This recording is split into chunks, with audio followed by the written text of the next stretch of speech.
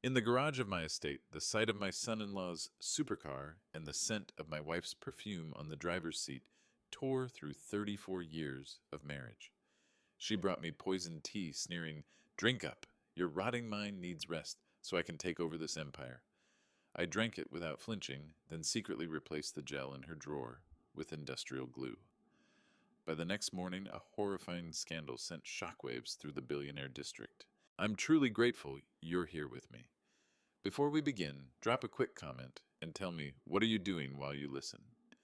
Driving, working, or just taking a moment for yourself. Your presence here matters. A quick note, some details in this story are fictionalized for storytelling.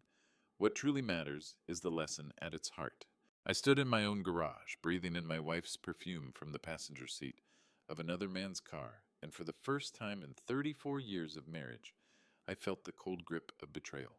The diamond mine inspection in Botswana had finished early. No fanfare, no advance notice, just a quick return flight to Monaco and a taxi from the airport, because I hadn't wanted to bother anyone at 7:30 on a Thursday evening. I'd walked through my Gothic mansion's side entrance into the attached garage, hitting the yellow overhead lights out of habit, expecting the familiar scent of gasoline and leather. Instead, I smelled lilies. Kai Hayes's Bugatti.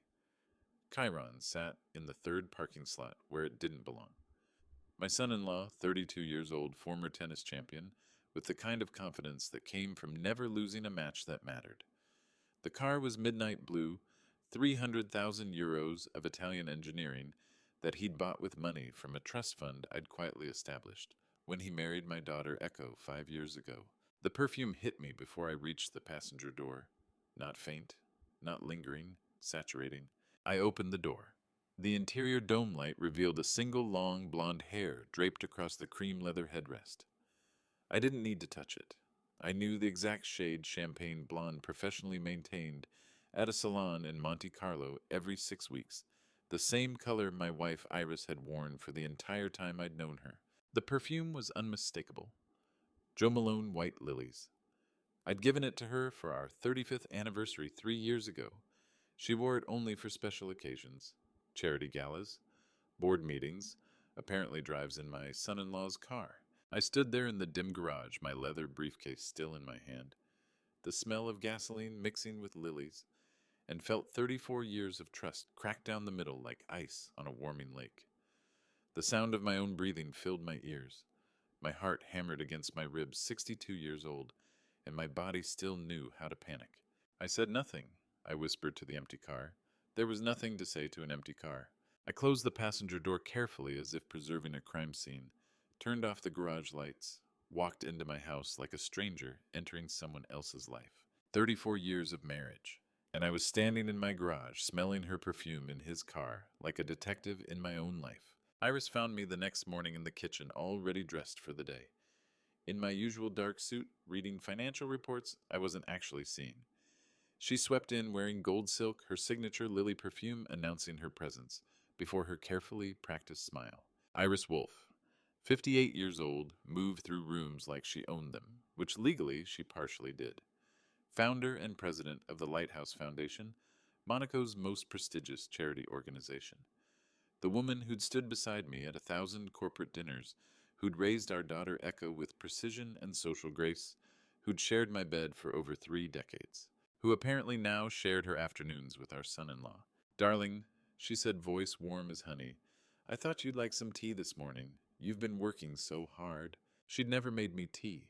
Not in years, not since the early days of our marriage when we'd still pretended domestic gestures mattered. I watched her move to the stove, fill the kettle, select a porcelain cup from the cabinet.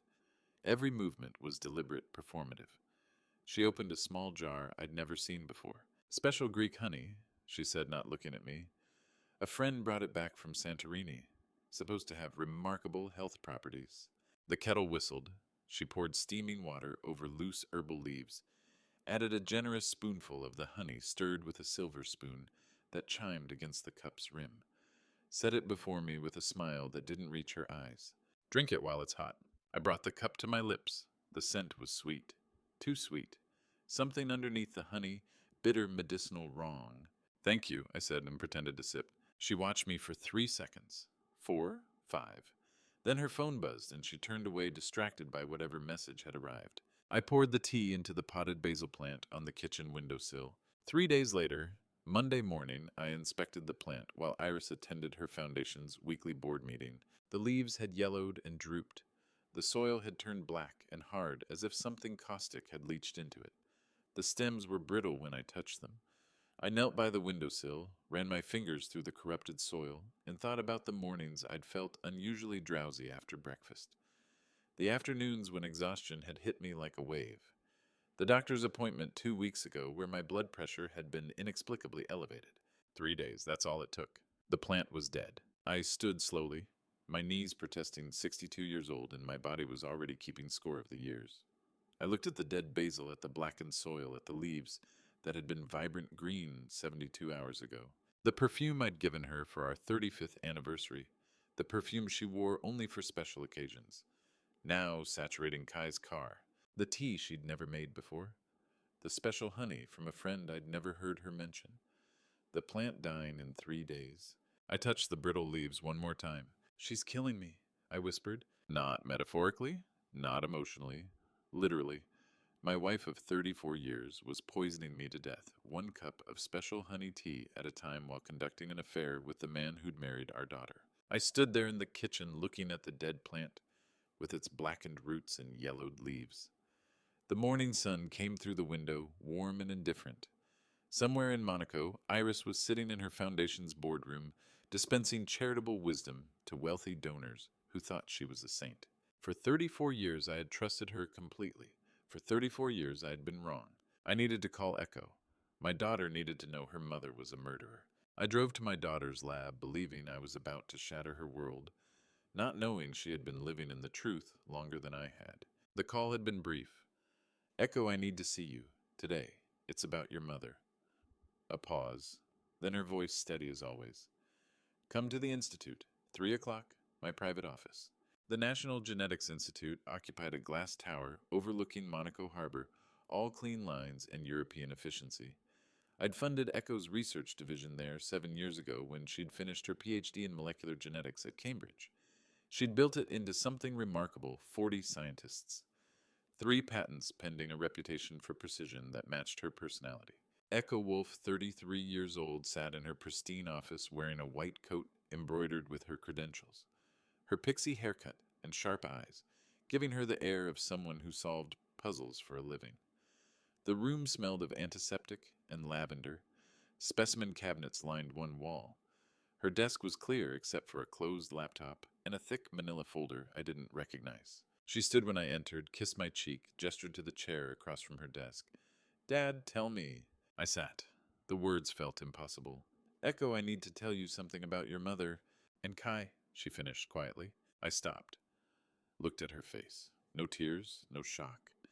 Just clinical attention, the same expression she wore when examining genetic sequences under microscopes.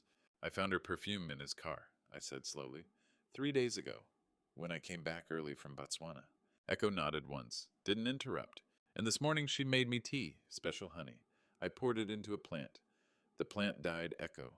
Blackened soil. 3 days. My daughter sat perfectly still, hand folded on her desk. "Dad," she said, "let me show you something." She opened the manila folder and placed it between us. The first page was a tracking map, Monaco, Geneva, Nice, dotted with red pins and timestamps. Hotel names, restaurant addresses, a law office in Geneva's financial district appearing 8 times in 3 weeks. "I've known for 3 weeks, Dad, since October 7th. The words hit me like a physical blow. I stared at the map, then at my daughter. 3 weeks. I put a tracking chip in Kai's Patek Philippe when they came for Sunday dinner. He never noticed. She turned the page. This is data from the chip. 21 days of his movements. 8 visits to Berger and Holt International Law in Geneva. 4 overnight hotel stays with Mother always when you were traveling. Regular afternoon visits to the mansion when you were at Orion headquarters." My hands shook. I pressed them flat against the desk. Why didn't you tell me?" "Because I needed to be certain." Echo's voice was gentle but firm, the way she'd sounded as a child explaining science fair projects. "Suspicion isn't evidence. I'm a geneticist, Dad. I collect data." She flipped to another page. DNA analysis charts dense with markers and probability percentages. The DNA samples are from your bedroom, collected while you were at the Geneva conference 2 weeks ago. Biological confirmation of intimacy, 99.7% certainty. How long had my daughter been carrying this knowledge, watching me smile at Sunday dinners, saying nothing? I analyzed them here, Echo continued, after hours using the Institute's equipment. No one else knows. The samples are stored in cryopreservation, chain of custody documented. I looked at my daughter, my brilliant, careful daughter, and felt something shift. Not the betrayal of my wife, not the shock of the affair. Something else. Pride mixed with grief. You've been protecting me, I said. I've been building a case. She pulled out her laptop, opened it, turned the screen toward me. This is Kai's movement pattern for October 7th through 28th. 21 days. Watch. The screen showed an animated map. Red dots appeared sequentially. Kai's watch, transmitting location data every hour. Monaco Mansion. Geneva. Nice. Back to Monaco. The pattern repeated with mechanical precision. 8 visits to an international law office in 3 weeks, Echo said. That's not an affair, Dad. That's a business transaction. The words landed like stones in water ripples spreading outward. Orion, I whispered. Echo nodded. I think they're preparing to take the company, legally, through divorce proceedings, asset division, maybe fraud claims. The law office specializes in international corporate litigation. 8 law office visits, 3 weeks. My daughter, the scientist, had been building a case while I was being poisoned. I sat back in the chair. The office was too quiet. Outside the window, Monaco Harbor sparkled in afternoon sun, sailboats drifting like white triangles against blue water. Normal life continuing while mine disintegrated and reformed into something sharper. What do we do? I asked. Echo reached into her coat pocket and placed something on the desk between us. A tiny object smaller than my fingernail. Silver. Cylindrical. This is a directional listening device, Dude said. Audio-grade 48-hour battery transmits to encrypted receiver. Size of a rice grain. I picked it up. Cold metal against my palm, almost weightless. Install it tonight behind the family photo frame on the bedroom bookshelf, Echo said. The one with the picture from Santorini. Iris never moves that frame too sentimental. The device will capture everything within 12 feet. Tomorrow morning we'll hear what they say when they think no one's listening. She pulled out a small black receiver, no bigger than a phone charger. This stays with you, encrypted. I have the duplicate. Whatever we capture is admissible in Monaco Civil Court and sufficient for Orion's board of directors. I closed my fingers around the listening device, looked at my daughter across the desk, 33 years old, white lab coat, evidence folder, tracking chip data, DNA analysis. When had she become this person? When had I stopped being the one who protected her? We're not just catching them, Dad, Echo said quietly. We're building a case that will hold up in court and before the Orion board. Evidence they can't deny. A record they can't erase. This is the next step, Dad, she said and handed me the receiver. I took it, held the tiny listening device in one hand, the receiver in the other. Outside Monaco continued its beautiful and different existence. Inside this office, my daughter and I had just become conspirators against my wife of 34 years. I came here to protect my daughter. She'd been protecting me all along. I installed the listening device at 2 a.m, my hands steady in the darkness, the silver grain of metal disappearing behind the Santorini photo frame.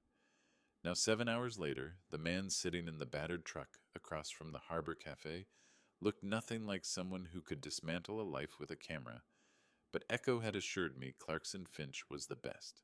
The cafe sat at Monaco's eastern edge, far from the tourist crowds of Monte Carlo, overlooking fishing boats and work vessels instead of luxury yachts. I'd arrived 15 minutes early, chosen a corner table with clear sightlines to the parking area, ordered espresso I didn't drink. Clarkson Finch, 52 years old, climbed out of his battered truck, wearing a worn trench coat and carrying a weathered leather portfolio, his unremarkable appearance the perfect camouflage for Monaco's most thorough private investigator. Everything about him was deliberate mediocrity, the coat, the truck, the way he walked without drawing eyes. He could stand on any street corner for hours, and passers-by would forget his face before they reached the next block. He slid into the chair across from me without ceremony, extended his hand. Mr. Wolfe, your daughter explained the situation. I've been following them since Friday. His grip was firm. His eyes were not unremarkable sharp, assessing the kind that cataloged details for later recall. 4 days of surveillance, he continued, signaling the waiter for black coffee. I think you'll want to see what I found. He opened the weathered portfolio on the table between us. The leather was cracked, the brass clasps tarnished. Inside, 8 by 10 photographs, time-stamped, organized by date. He slid the first photograph across the table without ceremony. Iris and Kai exiting a stone building with brass plaques beside the entrance. Geneva based on the street signs visible in the background. Iris wore her emerald jewelry, the set I'd bought for our 30th anniversary. Kai wore a tailored charcoal suit, no tie, the casual confidence of wealth. They weren't walking like mother-in-law and son-in-law. They were walking close heads tilted toward each other, the body language of conspiracy. October 29th, Finch said quietly. Berger and Holt International Law, Geneva Financial District. They arrived at 2:15 p.m., exited at 3:50 p.m., 95 minutes. He placed a second photo on top of the first. Same building, different angle. Kai's hand rested on Iris's lower back, the intimate gesture of guidance, of possession. She was smiling. I'd seen that smile across 1,000 dinner tables, never quite reaching her eyes, always perfectly calibrated for the audience. October 22nd, Finch said. Same office. This time they stayed 2 hours. I checked the building directory. Berger and Holt specialize in cross-border asset transfers. Monaco, Switzerland, primarily. They handle estates worth 8 figures minimum. A third photo. Street corner, Geneva. Iris and Kai standing together reviewing documents, both heads bent over papers spread across a cafe table. The papers were visible, dense text official seals at the bottom. I looked at the timestamp. October 15th.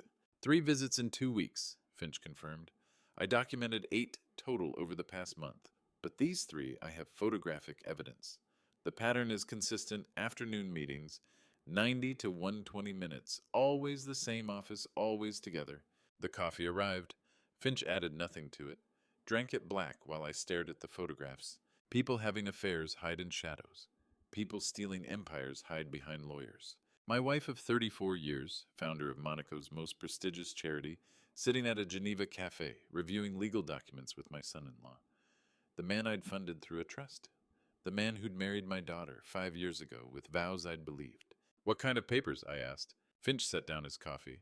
I couldn't get close enough for detail without compromising position, but I spoke with a contact at the Geneva Commercial Registry. Berger and Holt's specialty is international property transfers, specifically transferring ownership of Monaco corporations through Swiss legal structures. It's common for divorce proceedings among the wealthy. Asset protection. Pre-litigation positioning. The word divorce hung in the air like smoke. They're not nervous, Finch continued. Watch their body language across these 8 visits. No furtive glances, no checking over shoulders. They're comfortable. This is routine to them now. He was right. I spread the 3 photos side by side. In each one, Iris and Kai moved with the casual ease of people executing a plan, not conducting an affair. No passion, just business. People having affairs meet at hotels, Mr. Wolfe, Finch said, echoing my own thought. People stealing empires meet at law offices. 3 visits. 2 weeks. My wife and son-in-law weren't in love, they were in business. I picked up the first photo again, studied Iris's face. The emerald necklace caught afternoon light. She wore her hair up professional, the same style she wore for foundation board meetings. This wasn't a woman meeting a lover. This was a woman executing a transaction.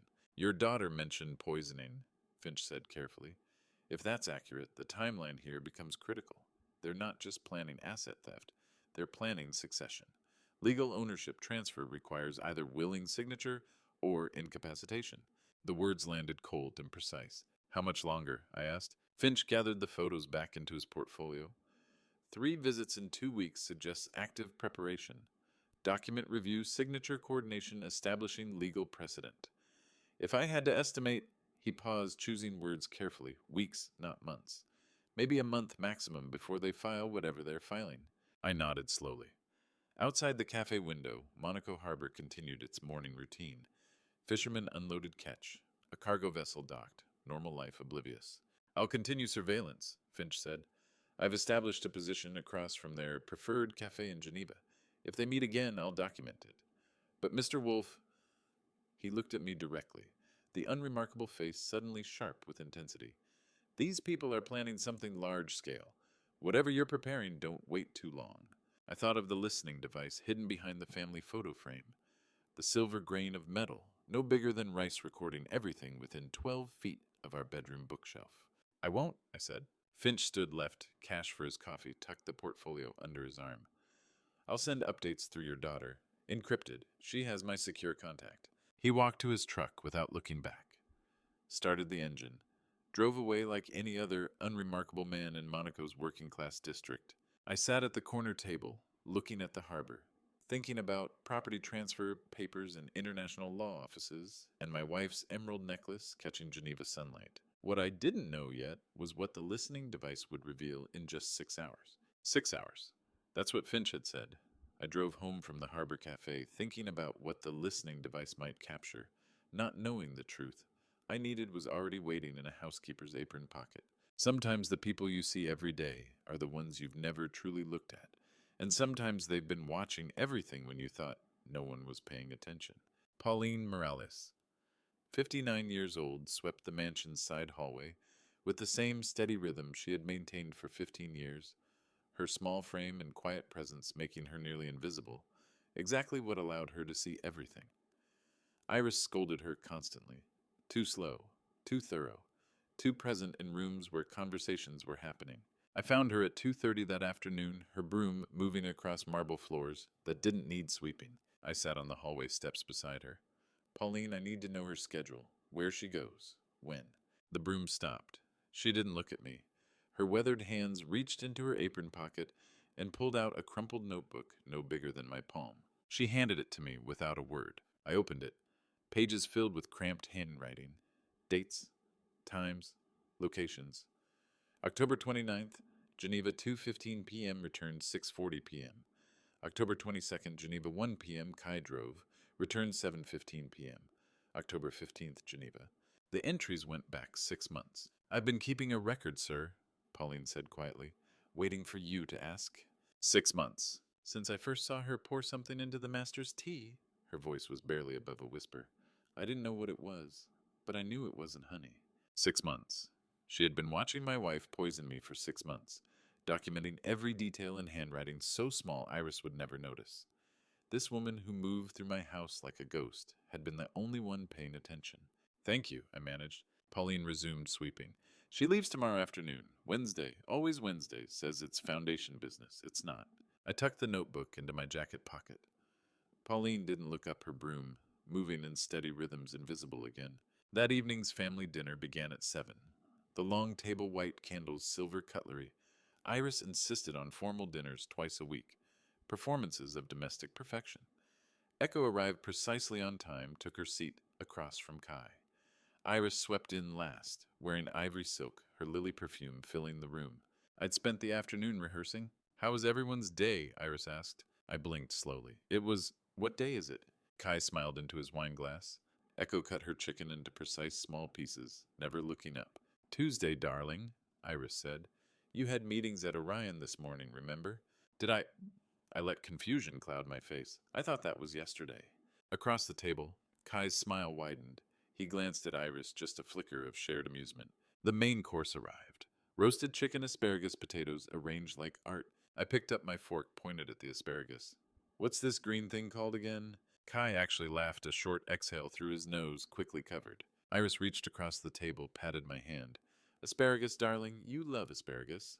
Do I? I blinked at the plate. I don't remember. You ordered it at La Mer last week, Iris said gently, with the lemon butter sauce. I was becoming a character in a play I was writing, watching myself forget things I knew perfectly while they watched me disappear. Echo finally looked up.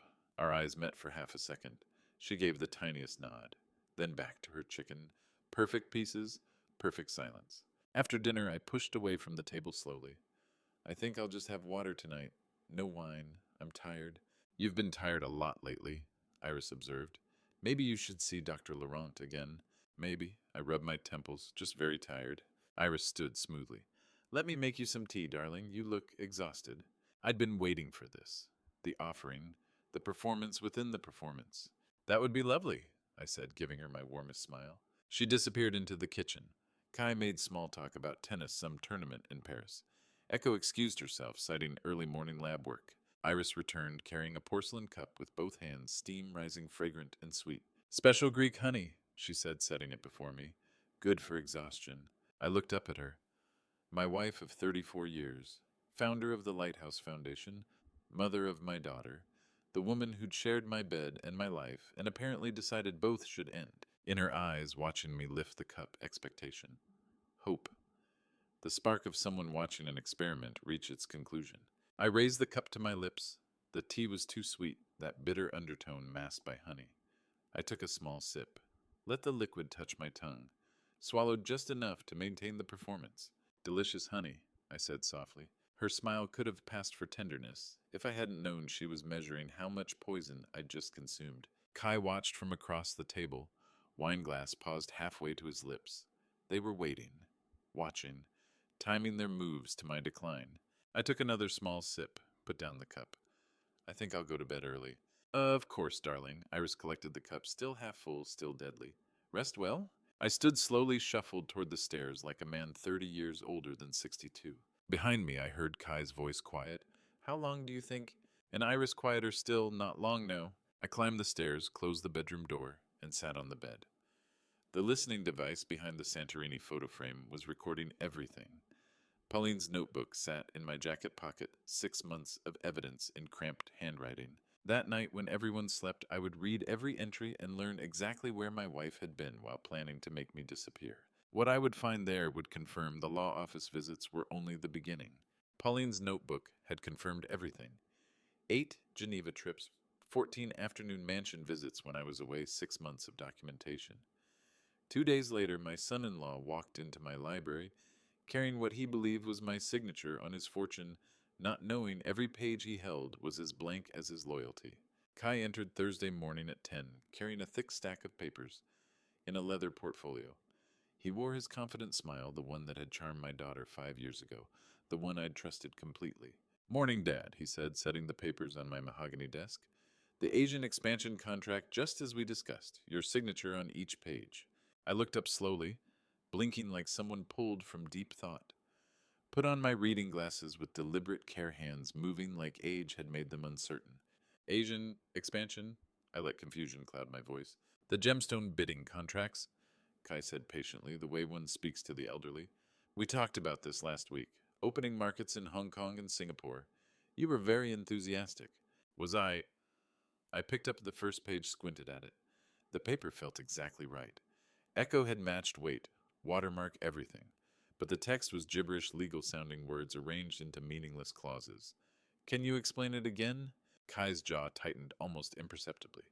Then the patient smile returned. It's simple. These contracts authorize Orion to expand into Asian markets. Your signature gives approval for the capital expenditure and operational changes. I picked up my fountain pen, slowly let my hand shake slightly. And this will help Orion. Tremendously, Kai said. His eyes gleamed. Just sign here and here and here. I signed the first page. My hand wavered, the signature drifting slightly outside the line. Is this right? I asked, looking up with elderly uncertainty. Perfect, Kai assured me. Keep going. I signed the second page, the third, the fifth, each time maintaining the trembling hand, the uncertain voice, the confusion of a man whose mind was slipping. Behind the performance, satisfaction burned cold and pure. Echo had prepared these papers 3 days ago. 23 blank pages with impressive letterhead, complex, formatting signature lines perfectly positioned. When Kai had asked to review the Asian expansion contracts yesterday, she'd swapped them into the identical portfolio while he was using the bathroom. Every page I signed was worthless. How many more? I asked, a voice uncertain. Kai's eyes gleamed brighter. Just 8 more, Dad. You're doing great. 23 signatures. Everyone worthless. And Kai walked out believing he'd just stolen my empire. I finished the last page, set down the pen with exaggerated care. Kai gathered the papers like treasure, sliding them back into the portfolio with hands that moved just slightly too fast. I'll file these immediately, he said. Get everything processed before the quarter closes. He left, walking faster than usual, like someone who'd just won something. I sat in the library listening to his footsteps fade, thinking about the real Asian expansion contracts still locked in my office, safe, unsigned, untouched. That afternoon at 3, I sat in Echo's office at the Genetics Institute. She turned her laptop screen toward me. Your wife's charity foundation, she said without preamble. I started digging after Finch mentioned the Geneva law offices. The screen showed financial statements. Riviera Charitable Foundation established 18 months ago. Iris Wolfe, founder and president. The numbers were substantial, millions flowing in and out monthly. 18 months of transactions. Echo continued scrolling through highlighted entries. Money comes in from gemstone sales origin, questionable vendors I can't trace, probably black market. Goes out as administrative costs to offshore accounts. She clicked to another tab. Bank transfers. Cayman Islands. Switzerland. Singapore. Complex chains of movement designed to obscure origin and destination. This isn't charity, Dad. This is organized financial crime. She's been laundering money while planning to poison you. I stared at the screen, watched the numbers scroll past. 2.3 million here, 4.7 million there, all stamped with the Foundation's logo, a lighthouse shining light into darkness. The tagline beneath reading, "Illuminating Hope for Monaco's Future." She posted photos with orphans while laundering millions. The world saw a philanthropist. I saw a criminal with perfect publicity. "Show me," I said. Echo opened the Foundation's social media. There was Iris in ivory gown, holding an oversized donation check, a child from the local orphanage smiling beside her. Comments below. "When generosity. Monaco is blessed to have you. True humanitarian." Echo clicked to the bank statement from that same week. 3 days after the photo, 2.3 million euros transferred to a Cayman account registered to a shell corporation. "This photo," Echo said, opening another. Iris at a gala surrounded by Monaco's elite, wearing the emerald jewelry worth 15 million. The caption, "Honored to serve our community's most vulnerable." The corresponding bank transfer showed 4.7 million entering the Foundation from an unregistered Hong Kong gemstone dealer, exiting 4 days later through 3 intermediary accounts to Singapore. "For 18 months, Echo said quietly. "She's been running this operation. I analyzed the Foundation's public financial statements versus actual bank records. They claim 92% efficiency, meaning 92% of donations reached charitable work." She pulled up a spreadsheet. Red numbers dominated. "The truth is 8%. 8% goes to actual charity. The Monaco Children's Home received 80,000 euros last year. The Foundation processed 43 million. 43 million, I repeated. 43 million and 3.4 million to legitimate charity work. 39.6 million to offshore accounts through complex transfer chains. She's not just stealing from you, Dad. She's built an international money laundering operation." I looked at the photos again. Iris in her emerald necklace, radiant smile, poor children beside her. The world saw Monaco's most generous philanthropist. I saw a woman who'd spent 18 months building criminal infrastructure while planning my death. "Everyone thinks she's a saint," I said quietly. Echo's voice was cold. "This isn't just affair and theft, Dad. This is organized crime. She's been building this for years." I nodded slowly, thinking of Finch's photos from Geneva. Pauline's 6-month notebook, the listening device recording every word behind the Santorini frame.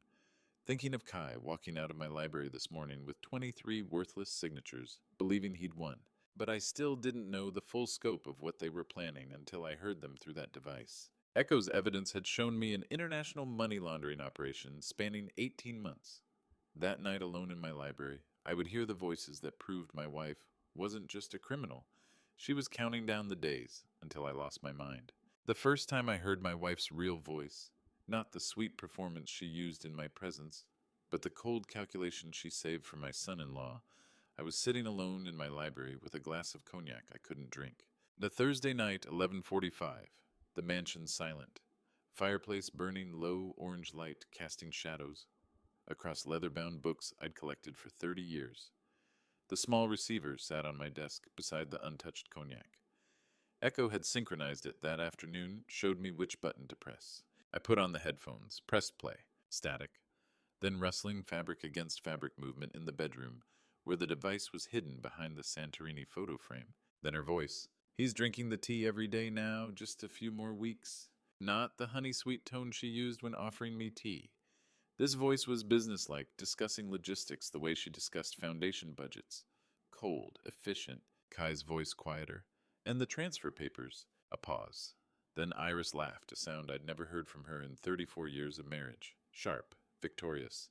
"Leave it to me. He signed them yesterday. I think he's no longer in his right mind. I gripped the armrests of my chair. The cognac sat 3 inches from my hand. I didn't touch it. Couldn't move. The recording continued. Iris. 3 more weeks at this dosage. By early December, he won't remember his own name. Kai, you're certain about the timeline. Iris. I've researched it thoroughly, enough to make him confused, but not enough to raise doctor's suspicion. The symptoms look like natural cognitive decline. Early onset dementia. Tragic but not suspicious. 34 years. And through headphones, I heard my wife plan my mental erasure like scheduling a business meeting. Kai's voice again. And if someone questions the transfer timing, Iris didn't hesitate. We'll say he wanted to retire. Dementia concerns prompted the decision. Echo will be upset, but she'll accept it. She's already noticed him forgetting things. Because I'd performed it. The asparagus. The confusion about days. All calculated. The recording shifted. Movement. A door closing. Kai, what about the diamonds? My fingers went numb. Iris. Tokyo shipment leaves next Friday. By the time anyone realizes we'll be in Singapore. The real stones are already in storage there. You did excellent work with the replacements. Kai laughed. Laboratory synthesis has come a long way. They're beautiful. No one will know until they're examined by electron microscope, which won't happen until after export customs clearance, Iris said. And by then we'll have 500 million in untraceable diamonds, and Oliver will be signing whatever we put in front of him. The recording continued for another 3 minutes. Discussion of Geneva lawyers. Final documents being prepared for Tuesday. Contingency plans if I died from the poisoning instead of just losing cognitive function. The recording ended. I sat in darkness fireplace, fading to embers. Her voice still echoing in my ears. He's so trusting, it's almost sad. Friday morning, 8:30, I arrived at Orion Corporation's diamond storage vault. White lights, stainless steel shelves, humidity-controlled air that smelled like nothing sterile preserved cold. Gerard Sutton, Orion's vault manager for 12 years, had examined millions in diamonds under electron microscopes. But the horror on his face when he found the fakes told me this was the first time he'd seen systematic theft at this scale. He met me at the security entrance, surprised. Mr. Wolfe, we weren't expecting you this morning. Full inspection, I said. The Tokyo shipment, every tray. Use the electron microscope. Sutton's expression shifted. Is there a concern? Just a precaution, I lied. Inside, I already knew what he was going to find. We entered the vault. The temperature dropped 10 degrees.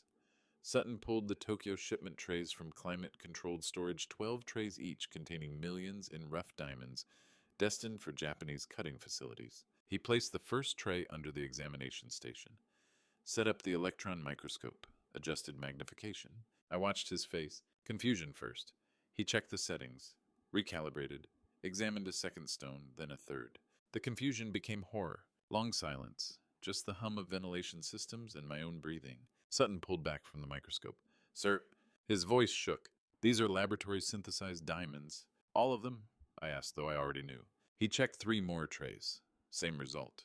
His hands trembled, setting the 4th tray under magnification. The entire shipment, Mr. Wolfe. He looked at me, face pale under white vault lights. 500 million in real diamonds. Someone replaced them with fakes worth maybe 2 million. 500 million? Gone. Replaced with laboratory forgeries while I signed blank papers and pretended to forget the names of vegetables. I stared at the tray under the microscope.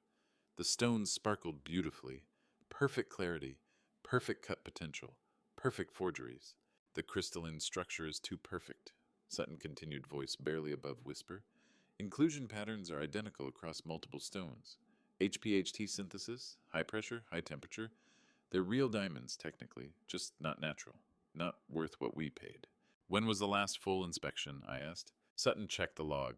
3 weeks ago, October 28th. All stones verified authentic natural rough at that time. 3 weeks. During one of Iris's Geneva trips. During Kai's access to the vault as family member with executive clearance. I stood surrounded by trays of fake diamonds, sparkling under white lights like they were real. Sutton waited for instructions, his face pale. 500 million stolen. My wife poisoning me on a timeline. Geneva lawyers, finalizing documents next Tuesday. And I was supposed to be losing my mind. But they had no idea that the man losing his mind was about to make an offer to the traitor who stole from him. I left the vault surrounded by fake diamonds and went hunting for the man who'd stolen the real ones. I found my son-in-law standing by the marina railing that afternoon, looking at yachts he couldn't afford, and I was about to offer him money to betray the woman he was betraying me with, which tells you everything about the kind of man Kai Hayes was. The private Monaco marina sat at the eastern edge of the harbor, where the wealthy kept boats they used twice a year. Friday afternoon, 2:30 November, sun warm on Mediterranean water. Kai stood at the railing wearing designer sportswear white polo-tailored shorts, sunglasses that cost more than most people's monthly rent. I approached casually like chance encounter. Beautiful boats. Do you ever think about owning one?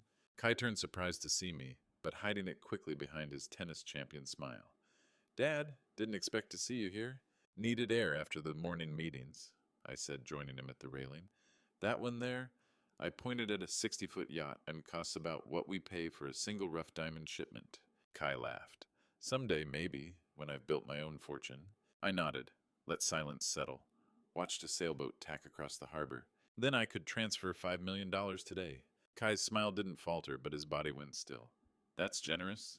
To any account you choose. I continued, still watching the sailboat.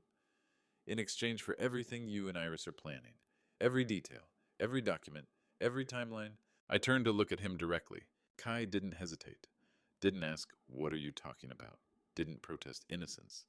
Didn't defend Iris or claim I'd misunderstood something. He simply looked at me, calculated for 3 seconds, then nodded. Which account? Not shock, not denial, just which account? I felt something cold settle in my chest. I'd known he was betraying me, but watching him betray his co-conspirator for money without a single second of conflict, that was different. I'll need it wired today, Kai said, his voice businesslike now. Before I tell you anything. His face showed no shame, no guilt, no internal conflict about selling out the woman he'd been sleeping with, the woman who'd been helping him steal from me. Just negotiation. Done, I said. Kai pulled out his phone. I'll send you the account details. Singapore Bank. Once I see the transfer confirmation, I'll tell you everything. I looked at him, this man I'd supported, whose parents in Provence I'd been sending money to for 5 years, thinking he was a good person who'd married my daughter. $5 million. 3 seconds of consideration. One greedy nod. That's all it took to buy my son-in-law's betrayal of his co-conspirator. You'll have confirmation within an hour, I said. Kai smiled, genuine this time, no performance. Pleasure doing business with you, Dad. I walked away from the marina, feeling something between disgust and satisfaction. Disgust at what he was. Satisfaction that his loyalty was so cheaply purchased. Echo's car sat parked at the beachside overlook 50 meters from the marina. I got in the passenger seat. She'd been waiting, monitoring from distance through small binoculars that now rested on the dashboard. He took it, I said. Didn't even hesitate. Echo didn't look surprised. Of course he didn't. I found out why last night. She opened her laptop, balanced on the steering wheel. Your wife and your son-in-law aren't partners, Dad. They're predators using each other. She clicked a video file. The screen showed hotel room footage, hidden camera angle timestamp visible in corner. Kai sat at a desk, white powder arranged in lines, rolling a bill. The image quality was sharp. The evidence undeniable. Cocaine, Echo said flatly. 4 months ago, Geneva Hotel. The video continued. Kai using. The timestamp ticking forward. Then a second video file. Different angle. Same hotel room, but later, Kai dressed now, sitting on bed. The door opened. Iris entered holding a tablet.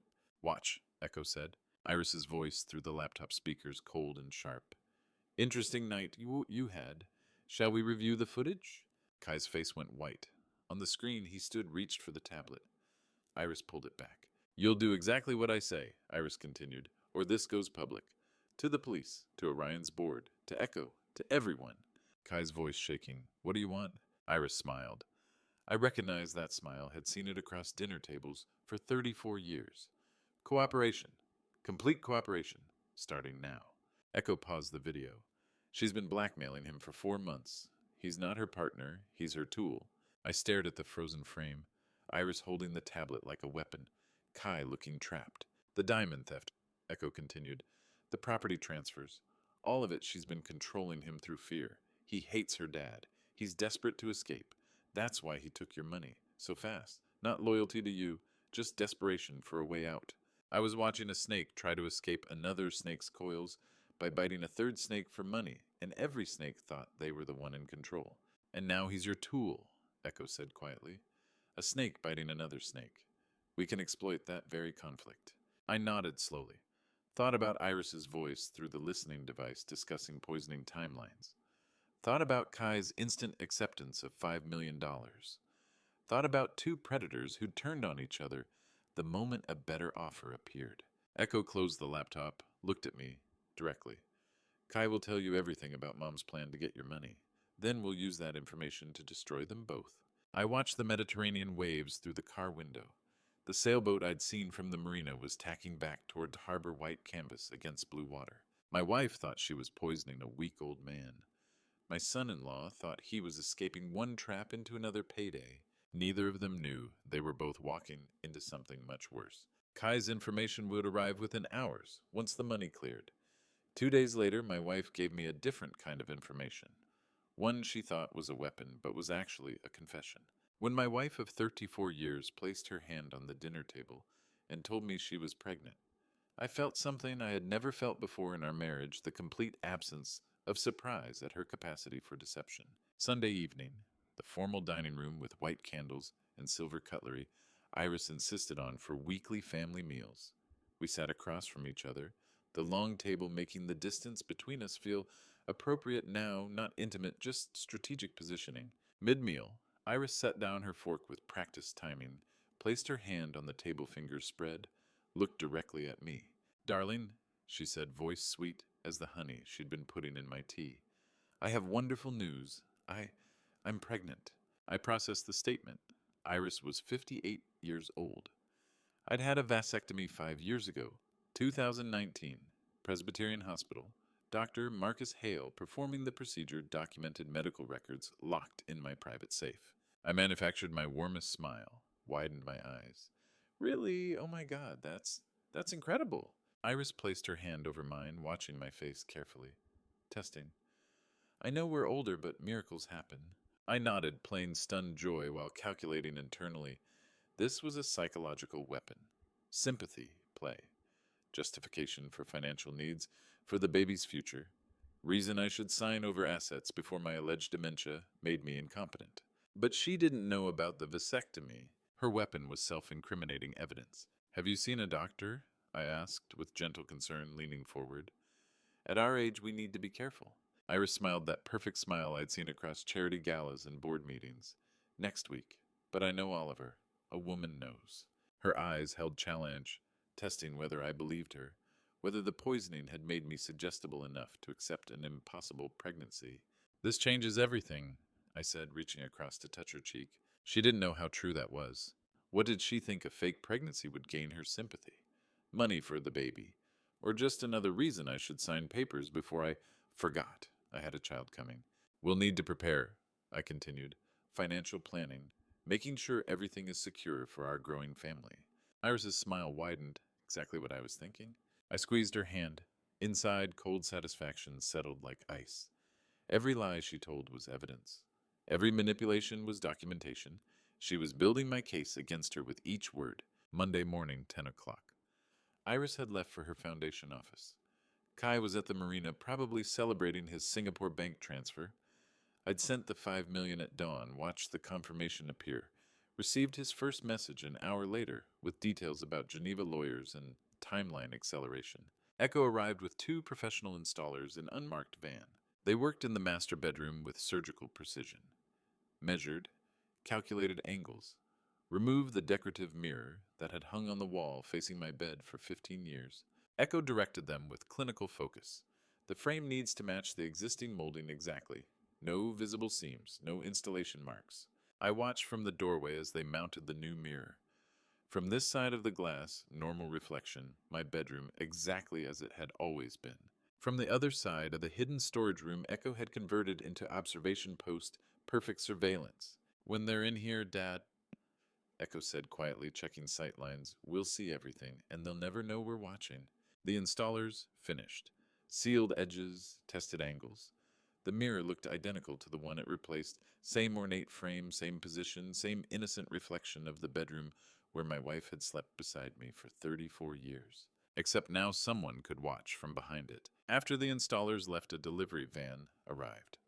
Large crate, careful handling, labels, Echo's signature required. She opened it in the bedroom, life-sized, silicone mannequin. My exact features, silver hair styled the way I wore it, physique matching my 62-year-old frame skin tone, precise down to age spots on my hands. Even small details, the scar on my left thumb from a childhood accident, the slight asymmetry in my eyebrows. Custom made from photos I took over the past month, Echo said, positioning it on the bed. Cost 45,000 euros. I looked at my own face, staring back, eyes closed, expression peaceful. The face I would wear, sleeping. It's disturbing how real it looks. That's the point. Echo adjusted its position, tested angles from the doorway. When you're watching from the observation room, they'll think you are here sleeping. The mannequin has internal heating elements. Remote-controlled simulates body warmth if someone gets close enough to check. 45,000 euros for a duplicate of myself. I was looking at my own corpse, except I was still breathing, and it was made of silicone.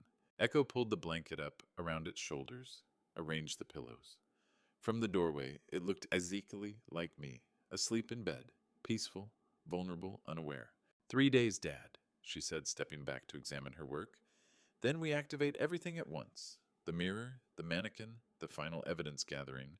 I stood over the mannequin lying on my bed, my silver hair, my age-spotted hands folded on chest. My face in peaceful sleep that wasn't sleep because it wasn't alive. Echo adjusted the blanket one more time. 3 days. Then we're ready. I looked at my double, then at the two-way mirror reflecting us both. Me, standing, me lying down, both of us in the same room, but only one actually present. Downstairs, Iris was probably planning how to use her fake pregnancy announcement, figuring out what papers to present, what sympathy to manufacture, how to leverage our baby's future into signing away my company. She had no idea the man in the bed would soon be made of silicone, while the real me watched her betray everything. The 3 days passed with measured precision. Mannequin tested mirror angles, verified every detail, confirmed. Then Monday night became Tuesday morning, and at 2 a.m., I stood in my bedroom, holding a tube of lubricant gel in one hand and a syringe of modified epoxy adhesive in the other, about to turn my wife's affair into a trap that would require a fire department to escape. The mansion was silent. Iris slept in the guest room. Claimed the mattress helped her back, though I knew it was easier to text Kai without me beside her. I'd counted on her absence. I opened the bedside drawer. The lubricant gel sat where I'd known it would be expensive. Brand 85 euros for discretion, the kind wealthy people buy when conducting affairs in their own bedrooms. I carried it to the kitchen, turned on a single light above the counter. The tube felt ordinary in my hands. Innocent, just another product two people might use. I wore latex gloves Echo had provided. Surgical precision required. The syringe pierced the tube seal. I squeezed slowly, watching the original gel flow into the kitchen sink, clear, thick, designed for pleasure. I washed it down the drain, cleaned the tube interior with distilled water, dried it with compressed air. Then I filled it with Echo's modified epoxy. The chemistry professor at her institute had engineered this specifically. Industrial-grade adhesive modified with temperature activation agents. Required body heat plus friction for 15 to 20 minutes before bonding became irreversible. Clear, viscous, indistinguishable from what I'd removed. I tested it between gloved fingers. Perfect match. They would never notice until chemistry decided their fate. I was replacing their pleasure with their prison, one careful milliliter at a time, and the chemistry would wait patiently for them to trap themselves. I sealed the tube, cleaned the exterior with alcohol wipes, no fingerprints, no residue, no evidence of tampering. Returned to the bedroom. I'd photographed the drawer before touching anything. Had to replace the tube exactly as Iris left it. Same angle, same position relative to the tissues and reading glasses she kept there. I set it down, checked the photo, adjusted 2 millimeters left. Perfect. Echo had explained the chemistry carefully. 15 to 20 minutes of normal application, body heat, rising movement continuing. No immediate alarm, no warning, just progressive molecular bonding as temperature and friction activated the epoxy's cross-linking polymers. By the time they realized something was wrong, separation would be impossible without medical intervention. I closed the drawer, turned off the lights, returned to my study where I'd been sleeping on the leather sofa, maintaining the performance of a man whose marriage was comfortable enough for separate beds. Tuesday morning, 11 o'clock.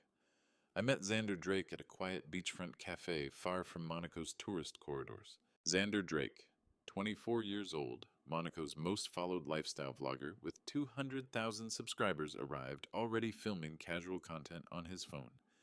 His generation's instinct to document everything about, to become my most valuable asset. He wore designer streetwear and confidence, sat across from me, set the phone down, but kept it recording. "Mr. Wolfe, your message said you had a business proposition. I want to hire you for exclusive content," I said. "Live stream coverage of a specific event, 15,000 euros. Xander's eyes lit up the look of someone who monetizes viral moments for a living. "What kind of event?" "A fire response at my estate. I need you there with camera ready when it happens." He leaned forward. "You're staging something." "I'm coordinating witnesses to something real." I slid an envelope across the table. "Half now, half after you stream it. And Xander, this will be the most viral content you've ever streamed." He opened the envelope, counted 7,500 euros in cash. "When I'll text you 20 minutes before. You arrive, you position yourself across the street. From my mansion gates, you go live. You document everything the fire department does." Xander picked up his phone, already calculating view counts and engagement rates. "Done." Tuesday afternoon, 3 o'clock. Monaco. Golf clubs, private lounge, leather chairs, whiskey, older than most club members, silence enforced by wealth and discretion. Clifford Lancaster, 61 years old, had been Monaco's fire chief for 20 years, and my friend for 30, which meant when I asked him to bring the fire department and corporate board members to a manufactured emergency, Clifford recognized the look of a man who had been pushed past his limits. He sat across from me, whiskey untouched between his weathered hands. "You're asking me to bring the fire department to your house on false pretenses." "Not false," I said. "There will be smoke. There will be a situation requiring emergency response. I'm asking you to respond with full protocol and bring Orion's board members as concerned parties." Clifford studied my face. 30 years of friendship meant he could read what I wasn't saying. "This is about Iris." I didn't deny it. "This is about justice. And you need witnesses." "I need documentation. Official response. Corporate stakeholders present. Everything recorded and impossible to deny." Silence. Clifford lifted his whiskey, set it down without drinking, looked at the golf course through the lounge window, green fairways stretching toward Mediterranean blue. "Are you sure about this, Oliver?" I extended my hand. "Never more certain in my life." He shook it firmly. "I'll need advance notice. Enough to position teams and notify the board members." "You'll have it," I promised. 15,000 euros for the vlogger. 30 years of friendship with the fire chief. Both prices I paid gladly for what was coming. I stood in the golf club parking lot, watching Clifford drive away his agreement to bring the fire department and board members secured. The epoxy glue sat in my bedroom drawer, waiting for body heat. The vlogger had his contract and his camera. The two-way mirror reflected an empty bed that would soon hold a silicone double. Every piece was in position. All I needed now was for my wife and son-in-law to make one more mistake. The trap was set. All I needed was for them to make one more mistake. Tuesday evening, that mistake arrived in the form of a text message Iris forgot to hide. Sometimes the most important intelligence comes not from sophisticated surveillance equipment, but from a wife who gets careless with her phone for 30 seconds. Tuesday evening, 8:15. I sat in the living room reading financial reports. I wasn't actually absorbing, maintaining my performance of the competent executive whose mind was allegedly slipping. Iris set her phone on the coffee table face up. "I'm getting wine. Do you want anything?" "No, thank you," I said, not looking up from my papers. She walked to the kitchen. Her phone screen glowed with an incoming text notification. Contact labeled Simply K. I could read the preview from across the table. "When are you done? I want to get out." Below it, Iris's reply, sent that afternoon, visible in the notification thread. "Be patient. Just a few more weeks. Then we're both free." The screen faded to black. I turned the newspaper page calmly, casually, as if I'd seen nothing. Iris returned with a glass of white wine. "Everything all right?" "Perfect," I said, smiling at her with the warmth of a man who trusted his wife completely. She sat down, picked up her phone, unlocked it. I watched her read Kai's message, watched her face. No concern, no alarm, just mild irritation at his impatience. She typed something back. Set the phone screen down this time. I returned to my financial reports, processing what I'd seen. A few more weeks. Likely meant 2 to 3 weeks maximum. Early December deadline. Both conspirators impatient to finish and escape with their stolen fortune. 2 to 3 weeks. That's all the time she thought she needed to poison me, into incompetence, steal my empire, and disappear with her son-in-law lover, At 11:30 that night, Iris sleeping in her separate bedroom, I sat alone in the living room darkness running calculations. A few more weeks. I counted backward from early December. 2 weeks, maybe 3 maximum, before they executed whatever final documents the Geneva lawyers were preparing. The listening device recording had mentioned the same timeline. 3 more weeks of poisoning at current dosage.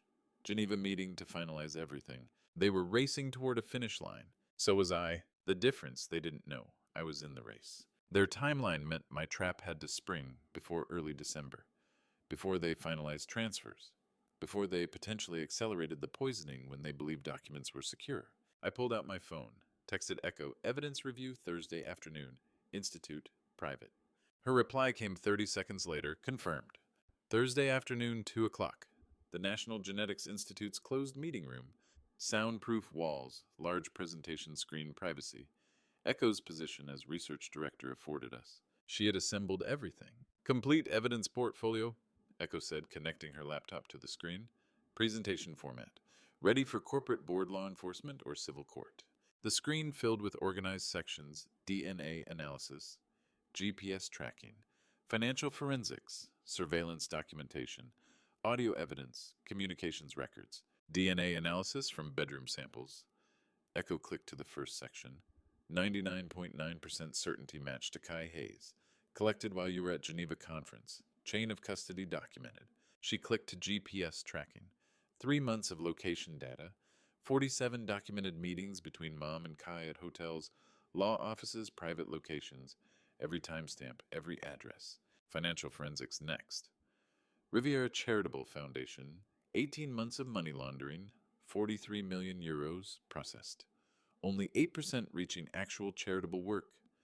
Detailed transaction chains to offshore accounts. Surveillance documentation. Clarkson Finch's photos and videos. Geneva law office visits. Hotel meetings. Body language analysis showing conspiratorial intimacy, not family relationship. This would convince any court, any board, any jury, I said quietly. Echo nodded, which is exactly why we compiled it this way. She clicked to the final section. Now for the piece that destroys her credibility completely. The screen split. Left side, the ultrasound image Iris had shown me at dinner claiming pregnancy. Right side, identical image with different metadata overlay. Mom's ultrasound on the left, Echo said. Original stock image on the right. Purchased for 500 euros from a private clinic in Nice, 3 years ago. She zoomed in on the metadata. Patient ID number different. Date stamp showing 2021, not 2024. File properties revealing download from medical stock photo database.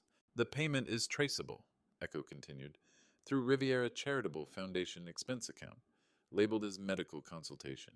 She bought a fake ultrasound using laundered charity money. 500 euros for a fake ultrasound, 34 years of marriage. And she thought a stock photo would convince me to sign away everything before I forgot I had a baby coming. Echo pulled up another document. And Dad, your vasectomy records from 5 years ago. Presbyterian Hospital. Dr. Marcus Hale. Procedure date, October 2019. Medical documentation proving you're sterile. She looked at me directly. This pregnancy claim is provably impossible and deliberately fraudulent. When we expose it, her credibility evaporates. Every statement she's made becomes suspect. Every document she's tried to push becomes questionable. I stared at the screen. The stock photo ultrasound, the vasectomy records, the impossibility of her claim presented in medical documentation that couldn't be argued against. Every lie she'd told was evidence. Every manipulation was documented. Every weapon she'd tried to use against me had backfired into proof of conspiracy. Echo closed the presentation, looked at me directly. We have everything, Dad. DNA proof of affair, financial proof of money laundering, GPS proof of conspiracy, photographic proof of fake pregnancy, audio proof of poisoning, video proof of her blackmailing Kai. She paused. The only question left is when. I stood up, adjusted my tie, looked at my daughter who'd spent 3 months building this arsenal of evidence while I'd been drinking poisoned tea and pretending to forget vegetable names. Have you scheduled the board of directors meeting for next week? Echo's response was immediate. Board meeting scheduled. Next Tuesday, emergency session. All 12 shareholders confirmed attendance. 3 days before Iris's deadline, perfect timing.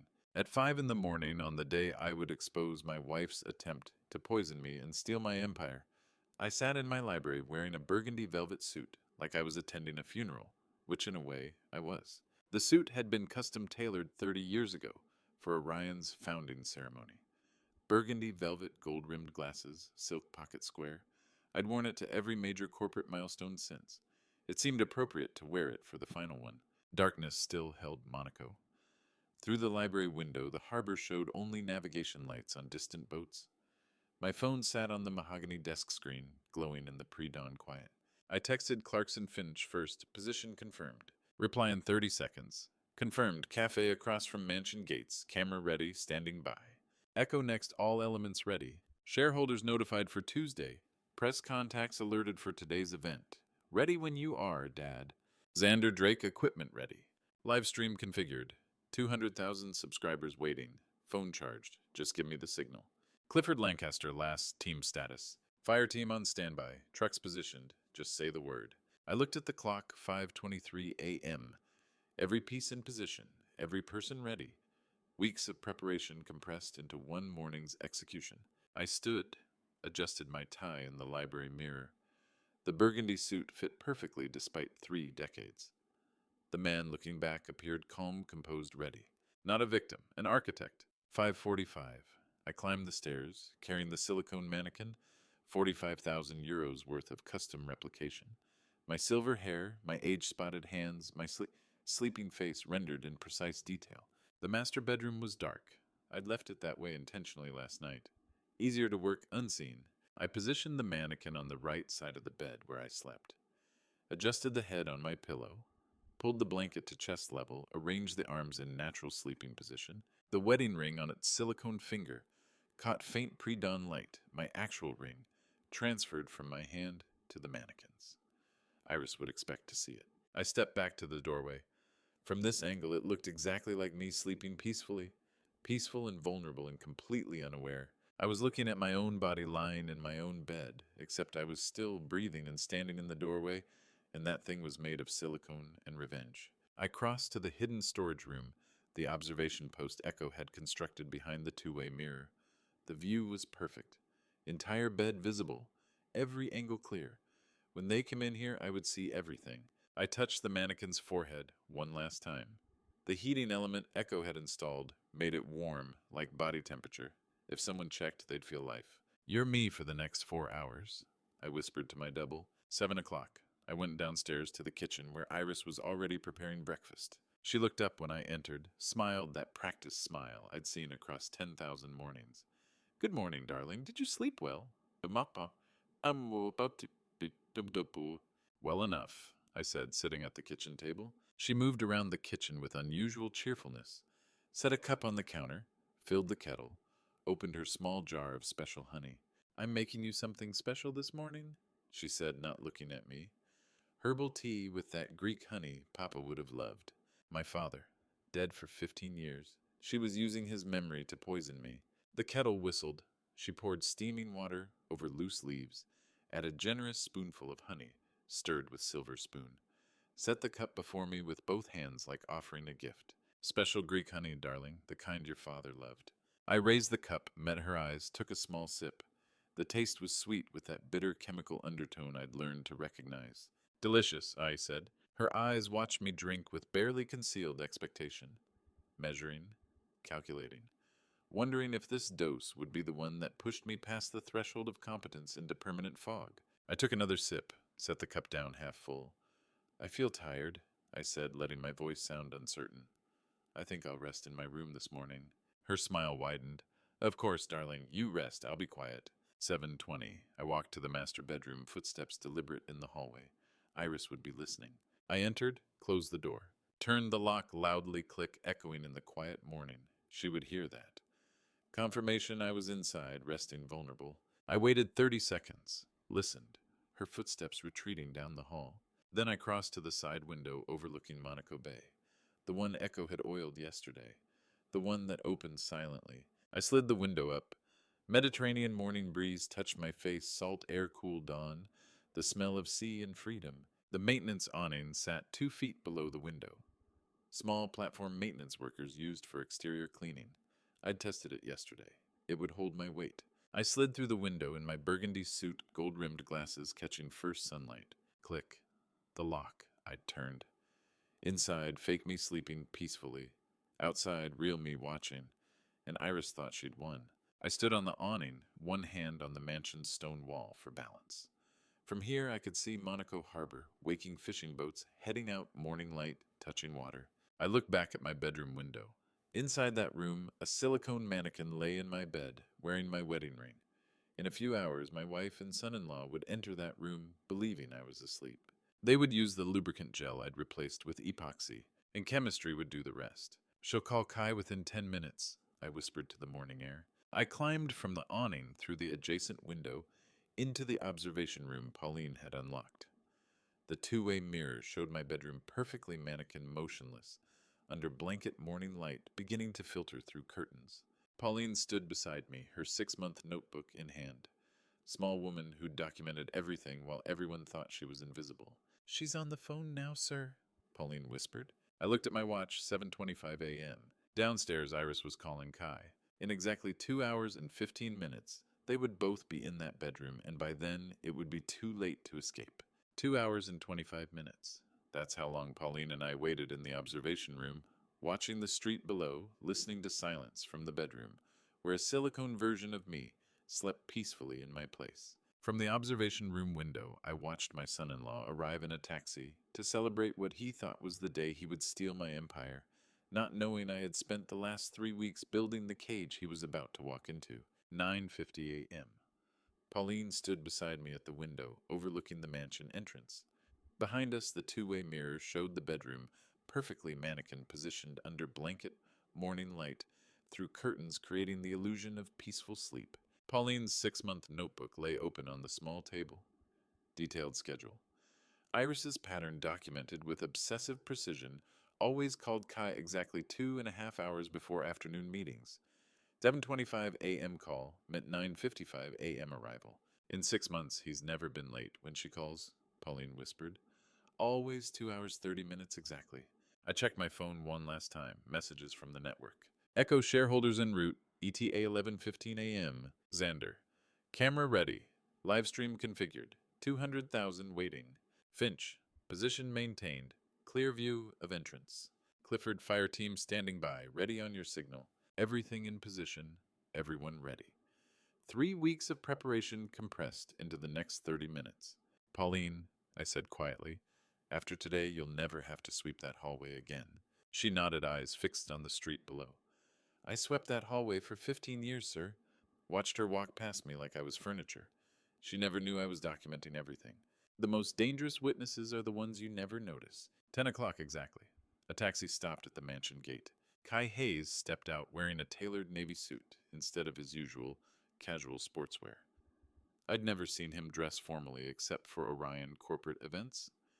He was dressed for what he believed was a business victory celebration. He paid the driver, looked left down the street, then right, checking if anyone was watching with practiced casualness that came from months of deception.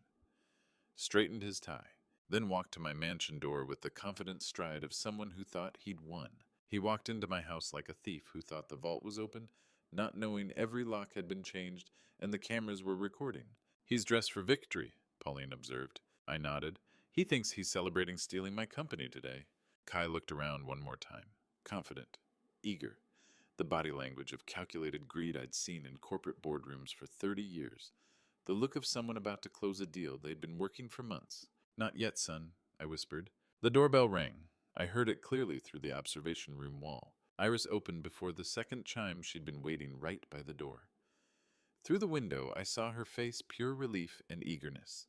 She pulled Kai inside quickly, urgently, looking left and right to ensure no neighbors were watching. The door closed behind them. Click. Through the wall, I heard them. Muffled voices, Iris's laugh, that sharp, victorious sound I'd heard through the listening device recording. Footsteps on the stairs.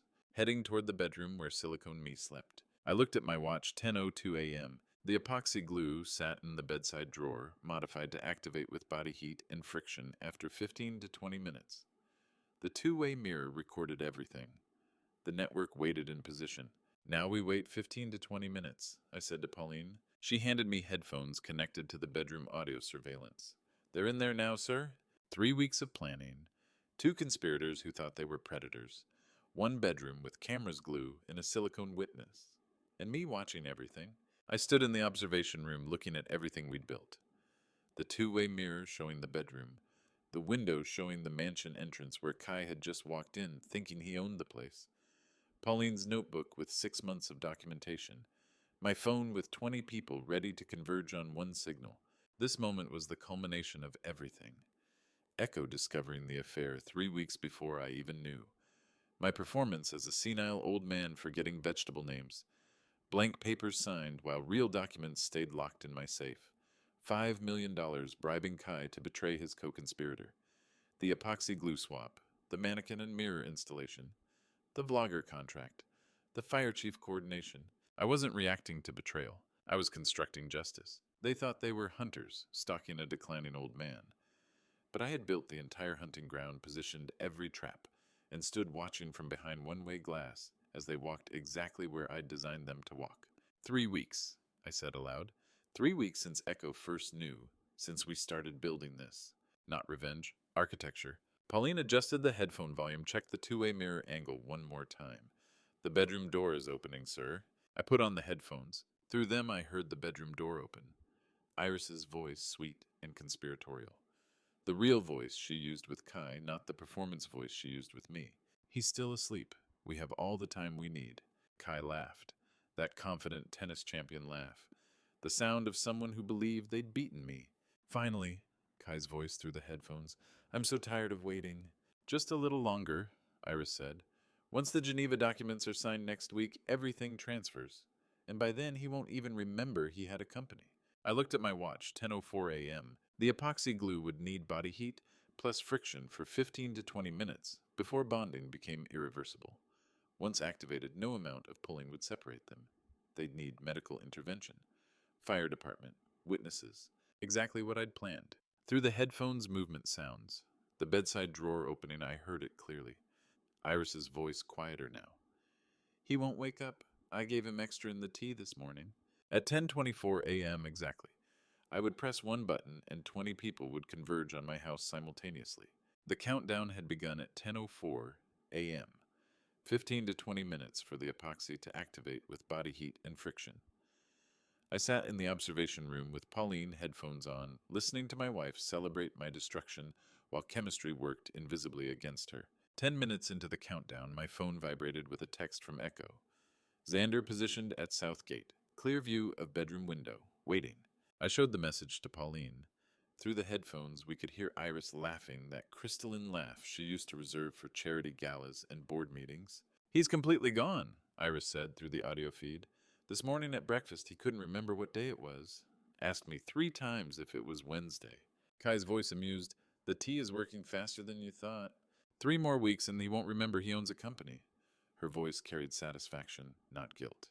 The Geneva lawyers said once we have his signature on the Monday transfer documents, it's irreversible. Even if he somehow recovers mentally, the papers will show he willingly signed while still legally competent. I clenched my phone. Beside me, Pauline's breathing was shallow, controlled. We'd both heard the plan before through recordings, but hearing it live, hearing them celebrate while they thought I slept 3 meters away, carried different weight.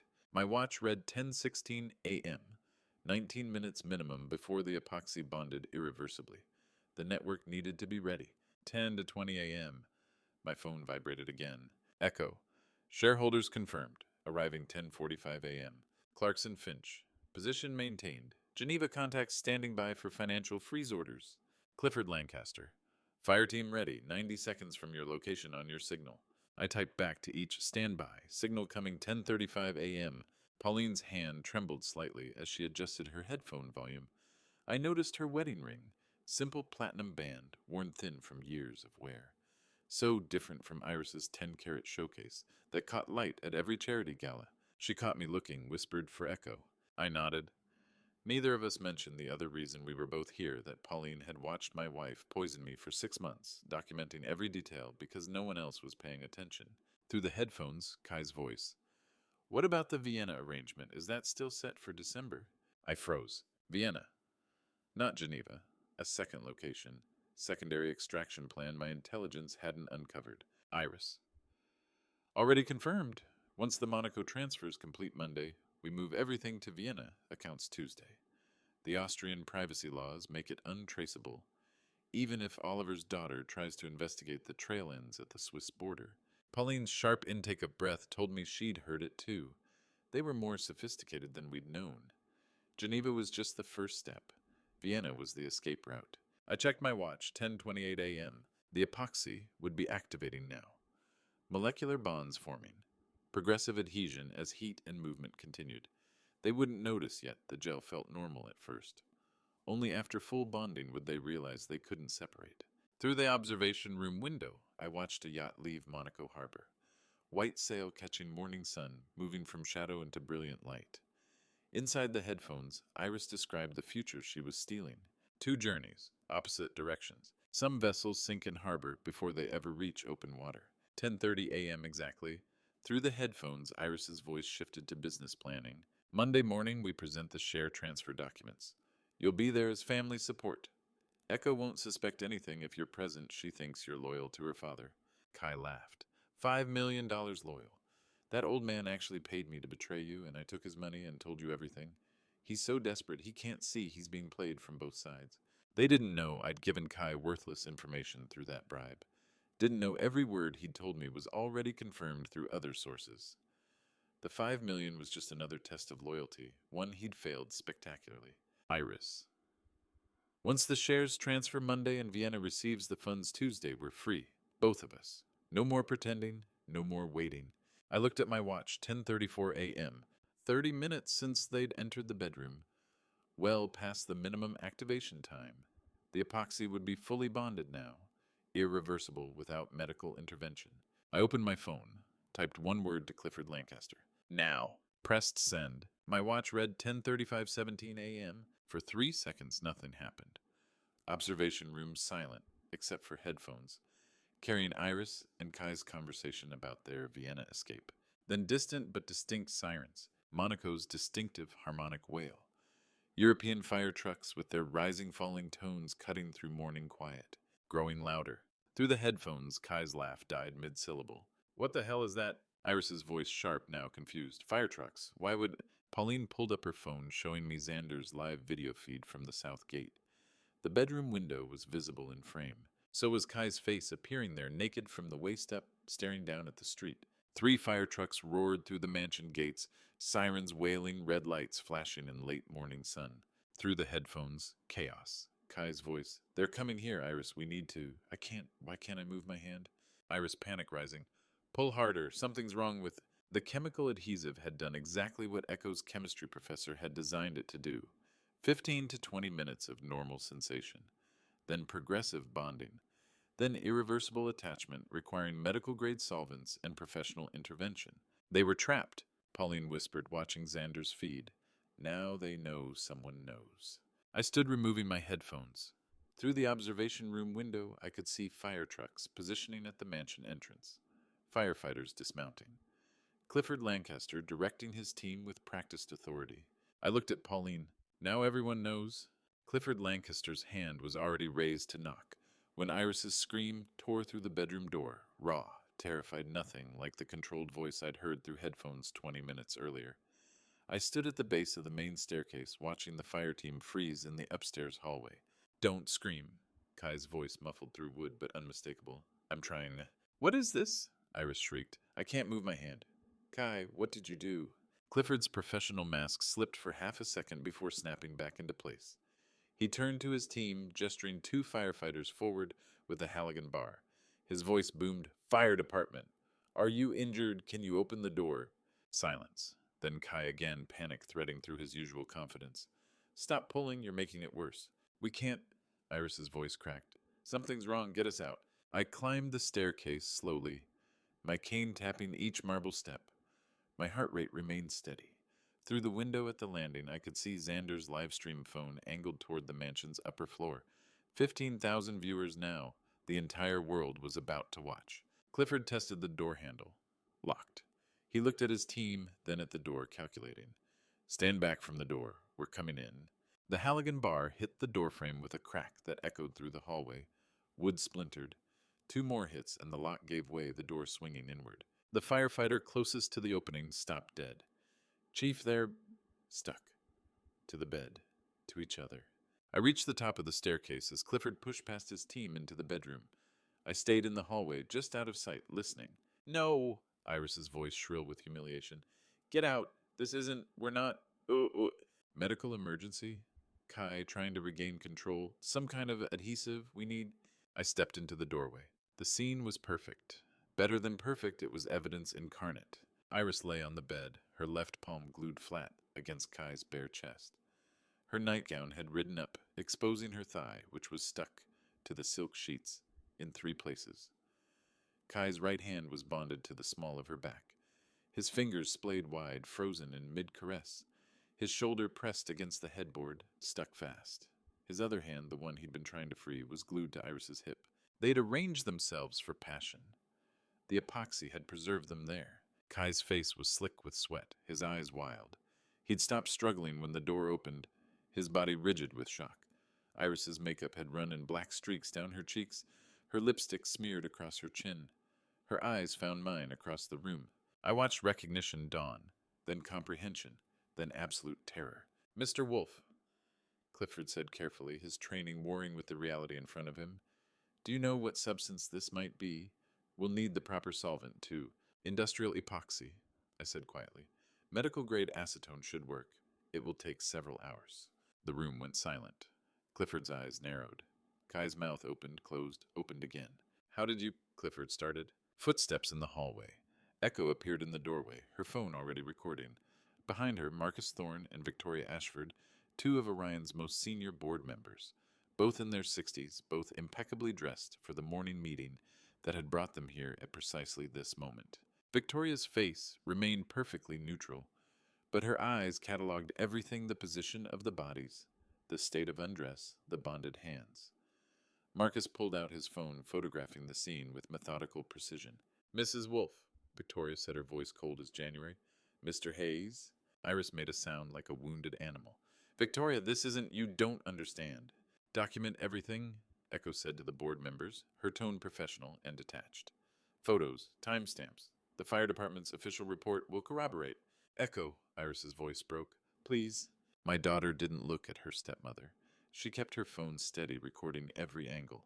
Insects trapped in amber become eternal evidence of their existence. Museums display them under glass, perfect preservation of the moment. Death arrived. Betrayal, I'd learned, deserves the same treatment. Not hidden, not whispered about. Documented, witnessed, made permanent. Today my wife and my son-in-law would become specimens. Xander Drake's voice carried from the hallway, speaking into his phone. Folks, I'm hearing screams from inside. Fire crew just forced entry into the master bedroom. This is unprecedented. Clifford moved to block the doorway. Sir, you can't... okay. Public property, Chief, Xander said smoothly. Monaco Fire Code.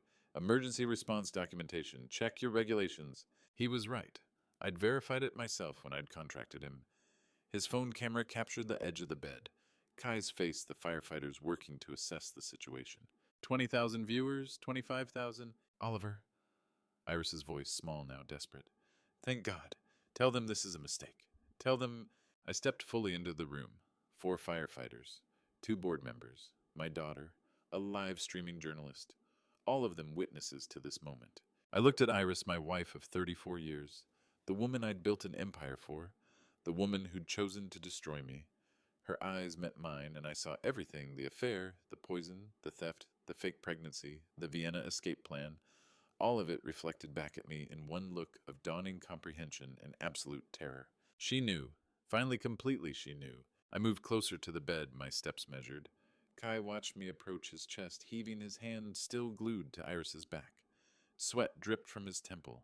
The smell of fear mixed with expensive cologne and the faint chemical tang of epoxy. Oliver, listen, Kai started. I held up one hand. Silence fell. Victoria's phone camera clicked. Echo adjusted her angle. Xander's live stream viewer count climbed toward 30,000. Outside, I could hear sirens, police probably responding to the fire call. Or media vans. Clifford's radio crackled. Chief, we've got media arriving at the front gate. Multiple vehicles. Should we... Secure the perimeter, Clifford said, his eyes never leaving the scene on the bed. No one in or out without my authorization. I stood at the foot of the bed, surveying my work. Iris and Kai frozen together in the bed, where they'd poisoned my tea, where they'd planned my murder, where they'd celebrated stealing my company. Every choice they'd made had led here. Every lie, every betrayal, every moment of thinking I was too old, too trusting, too blind to see. Kai's voice cracked broken. You did this. The epoxy, the fire alarm, all of it.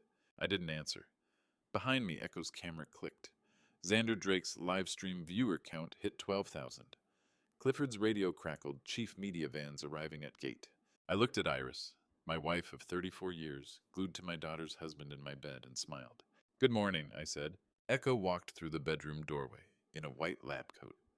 I'd never seen her wear, laptop open in her hands, Pauline St. James flanking her right with a leather document case. Behind them, Victoria Ashford and Marcus Thorne positioned themselves to see both the bed and whatever Echo was about to display. What is this? Iris's voice raw from screaming. Echo, you can't! Portable projector. Echo said, her tone clinical and detached. She set the laptop on the dresser, angling it toward the wall opposite the bed. A small device clicked on, and suddenly a 6-foot image appeared on the cream-colored wall. 3 months of evidence. Every lie, every crime, all documented. The first image filled the wall, a map of Monaco overlaid with red and blue tracking lines. Dates and timestamps marked each intersection. GPS tracking chip data, Echo announced to the room. Red line Iris Wolfe's movements. Blue line Kai Hayes. 3 months, 47 undisclosed meetings. I watched Iris's face drain white.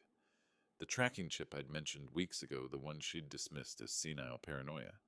Her eyes darted from the wall to Echo to me, calculations still flickering behind the panic. That's invasion of privacy. Kai yanked against the epoxy, bonding his hand to Iris's back. Illegal surveillance. No court will. Monaco civil code permits tracking of corporate assets, Victoria said quietly. Mrs. Wolfe holds 42% of Orion shares as marital property. The tracking is admissible. Echo clicked to the next image. A hotel lobby date stamped October 28th. Iris and Kai in the frame, standing close, her hand on his arm. Behind them, visible through the lobby's glass walls, a brass plaque reading Beaumont and Phil's corporate law. Geneva meeting, Echo said. 4 hours. You discussed hostile takeover while my father was being poisoned. The room temperature seemed to drop. Clifford Lancaster, still standing near the door with his team, shifted uncomfortably. His radio crackled more media vans arriving, but he silenced it with a gesture. Next image, a laboratory report blown up large enough for everyone to read. Toxicology analysis. Patient Oliver Wolfe. Below it, a single word highlighted in red: arsenic. Blood samples taken October 15th through November 12th. Echo continued, her voice never wavering. Arsenic levels consistent with deliberate, measured poisoning. 3 months. Small doses designed to mimic natural decline. No, Iris's voice cracked. That's fabricated. You can't. Echo clicked again. Pharmacy records filled the wall, prescription numbers visible. Arsenic trioxide purchased via fake prescription October 8th. Pharmacy surveillance footage shows the buyer. The next image made Iris inhale sharply, her own face captured on grainy security footage, standing at a pharmacy counter. This is insane. Kai's voice pitched higher, desperation bleeding through. We never poisoned anyone. This is financial forensics. Echo cut him off, her tone ice cold. The wall filled with bank statements, wire transfers, offshore account numbers. $4.7 million siphoned from Orion operating accounts over 18 months, routed through shell companies in Geneva, Luxembourg, and the Caymans. Final destination accounts controlled by Iris Wolfe and Kai Hayes. Marcus Thorne leaned forward, photographing the screen. Victoria pulled out a notepad, writing rapidly. I stood motionless at the foot of the bed, watching Iris's face as each piece of evidence appeared. The GPS tracking, the toxicology reports, the financial theft. I saw the exact moment she realized the truth. She hadn't been the architect of my destruction. She'd been the subject of mine. Every choice she'd made, I'd documented. Every crime she'd committed, I'd preserved. While she'd thought she was poisoning a declining old man, I'd been building her cage. October 28th, Geneva. Echo continued displaying a new photo. Kai and Iris at an outdoor cafe table with 2 men in expensive suits. You discussed share transfer protocols and succession planning. My father was still being poisoned. You were already planning his corporate funeral. Kai stopped struggling. His face had gone gray sweat running down his temples despite the cool air. Iris's breathing came in short, ragged gasps.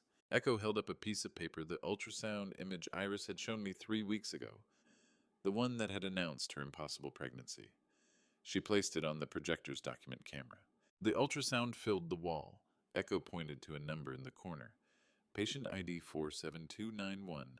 This image belongs to Sarah Brennan, age 28, Charlotte Fertility Clinic. Purchased for $400. No, Iris's voice barely a whisper. You can't prove... Presbyterian Hospital, October 2019. Echo's words cut like surgical steel. Dr. Marcus Hale, urologist. Vasectomy procedure. Post-operative confirmation, 0 sperm count. My father is sterile. The room went silent. Even the firefighters stopped moving. Victoria looked at Iris with something close to disgust. You claim to be carrying Oliver's child. She announced it 3 weeks ago, I said quietly, my first words since Echo had entered. Told me we were having a son. 34 years of marriage, a vasectomy 5 years ago, and she still thought I'd believe it. Echo clicked to the next image, medical records, highlighted sections showing the vasectomy procedure, the follow-up tests, the confirmation of permanent sterility. Fraud, Marcus Thorne said flatly. Attempted inheritance fraud. That's criminal. Chess masters resign before checkmate, preserving some dignity in defeat. They see the board, clearly understand when resistance becomes futility, and make the choice to end it gracefully. Iris had never learned that lesson. She'd pushed every advantage played, every angle committed, every crime right up until the moment the board was revealed, and she realized she'd been playing against someone who'd seen every move 3 turns ahead. Victoria stepped forward, her voice formal and precise. As senior shareholder and board member, I move to remove Iris Wolfe from all corporate positions effective immediately. All assets frozen pending investigation. Seconded, Marcus said. Kai made a sound, half laugh, half sob. His hand was still glued to Iris's back, his shoulders still bonded to the headboard. Oliver, please, we can work this out. Whatever you want. The whole time. Iris whispered, her eyes locked on mine. Not to the board members, not to Echo, to me. You knew. The whole time you knew. I met her gaze across the bed where she'd poisoned my tea, where she'd celebrated my decline, where she'd planned my death. The whole time, I confirmed. Iris stopped struggling against the epoxy, bonding her to Kai, stopped calculating escape routes. She looked at me with something I'd never seen in 34 years of marriage. Not rage, not fear, but absolute emptiness. The woman who'd poisoned me for 3 months while planning my corporate funeral had finally run out of moves. 3 Monaco police cars slid through the mansion gates at 11:35 a.m. No sirens, no drama, just the quiet efficiency of law enforcement arriving to collect what the evidence had already convicted. I stood at the entrance as paramedics wheeled Kai's stretcher past me. His eyes stayed fixed on the ceiling. Behind him came his parents. Estelle, weeping quietly, Leo's arm around her shoulders. Neither looked at me. The lead detective stepped from the first car. Detective Laurent Arnaud, 48, 22 years, with Monaco's Criminal Investigation Division. Professional, thorough. Exactly who I needed handling this. Mr. Wolfe, he extended his hand. We received the evidence package this morning. Quite comprehensive. My daughter compiled it. I gestured to Echo, who stood near the entrance with a thick manila envelope. Everything is documented. Echo handed him the envelope. He opened it there on the steps, flipping through contents. Toxicology reports. Financial forensics. GPS tracking data. DNA results. Geneva surveillance photographs. He studied the toxicology report for 30 seconds, then looked up. 3 months of deliberate poisoning. Medical confirmation from 2 independent laboratories. Arsenic trioxide, I said. Small doses designed to look like natural decline. He closed the envelope. We have warrants for Iris Wolfe and Kai Hayes. Attempted murder, corporate fraud money, laundering conspiracy to commit theft of corporate assets valued at $500 million. They're in the bedroom, still under medical care. Detective Arnaud gestured to his team. 4 officers, 2 investigators. They moved into the mansion with practiced efficiency. The evidence Echo had compiled was so thorough, so meticulously documented, there was nothing left to investigate. Just collect the suspects and process them. I followed them upstairs. Iris lay on one medical stretcher, Kai on another. Paramedics had finally separated them, their skin red and raw where the epoxy had bonded. Iris pulled the thermal blanket to her chin, her hair matted, makeup destroyed. She looked 10 years older than this morning. Detective Arnaud approached her stretcher, his voice formal in French. Iris Wolfe, you are under arrest for attempted murder fraud, money laundering, and conspiracy to commit grand theft. You have the right to remain silent. You have the right to an attorney. Anything you say can be used against you in court. This is his fabrication. Iris's voice cracked. She pointed at me. He poisoned himself to frame us. He orchestrated. Medical evidence confirms arsenic in blood samples taken over 3 weeks, Detective Arnaud said, tone unchanged. Financial records show transfers to accounts under your control. You have the right to remain silent, Mrs. Wolfe. He nodded to an officer who produced handcuffs. They secured Iris's wrists to the stretcher rails, standard protocol for medical transport of suspects. Detective Arnaud moved to Kai's stretcher, repeating the formal recitation. Kai said nothing. He stared at the ceiling as the officer cuffed his wrists, his face blank, eyes empty. Whatever fight had been in him died when his mother walked away. Victoria Ashford and Marcus Thorne photographed the arrests with their phones. Evidence for the emergency board meeting, civil suits, insurance carriers, legal teams. Transport ready, a paramedic announced. They wheeled the stretchers toward the door. Iris's head turned as she passed me, her eyes meeting mine for what might be the last time. 34 years of marriage condensed to this moment.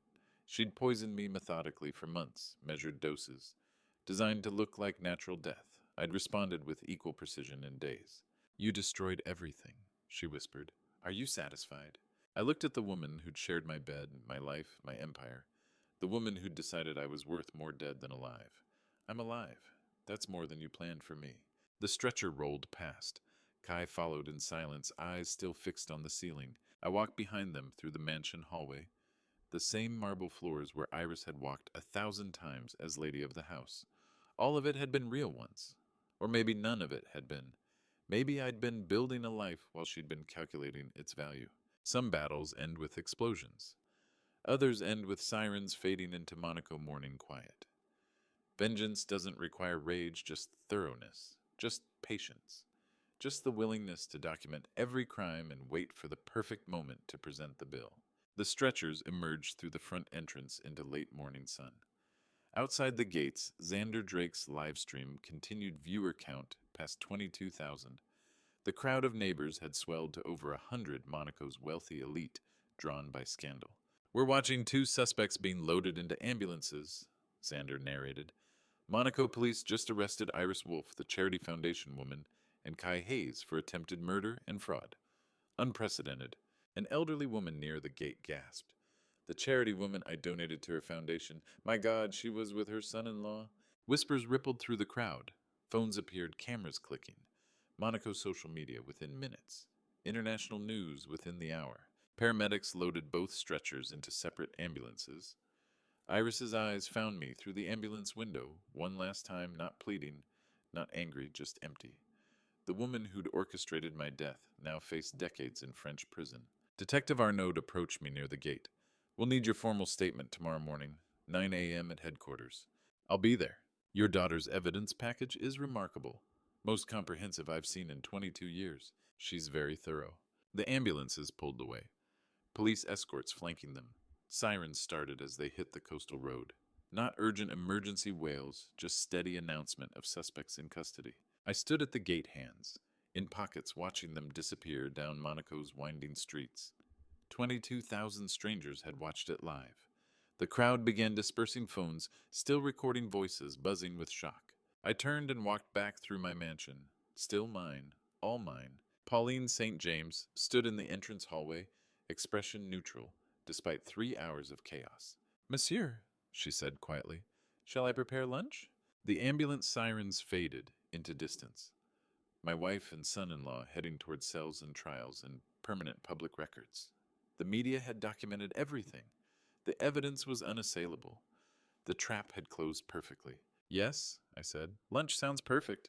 The kitchen was quiet for the first time in hours. No sirens, no cameras, no crowd, just the sound of Pauline St. James chopping vegetables for a lunch. I could finally eat without wondering what was in it. Echo sat across from me at the kitchen island, her laptop open, monitoring news feeds and social media. The viral spread had already begun, but for now, in this moment, the mansion felt like mine again. Pauline worked at the counter with practiced efficiency, dicing tomatoes for a salad. 56 years old, 23 years in my employ. Her hands moved with the precision of someone who'd done this 10,000 times. You kept records for 6 months, Echo said, watching Pauline work. How long have you known? Pauline didn't pause her chopping. Since I first saw her pour something into Master's tea, I didn't know what it was, but I knew it wasn't honey. The knife clicked against the cutting board in steady rhythm. I sat forward. Why didn't you tell me immediately? Pauline set down the knife, wiped her hands on her apron, and turned to face me. Her expression was calm, matter of fact. No proof, monsieur, just suspicion. If I accused Madame Iris without evidence, she would dismiss me. Then who would watch? Who would document? 6 months, this woman had watched my wife poison me for 6 months, documenting every incident while maintaining perfect household service. Never breaking character, never revealing what she knew. So you started keeping records, Echo said. Every suspicious incident. Pauline returned to chopping. Dates, times, which container she used when Master showed symptoms. I kept a notebook hidden in the laundry room. When Madame Iris went to her charity meetings, I would add entries. The mundane domesticity of it struck me a housekeeper documenting attempted murder between loads of washing and meal preparation, evidence compiled in margins between duties. You chose to be silent witness rather than ignored whistleblower, I said. Pauline met my eyes.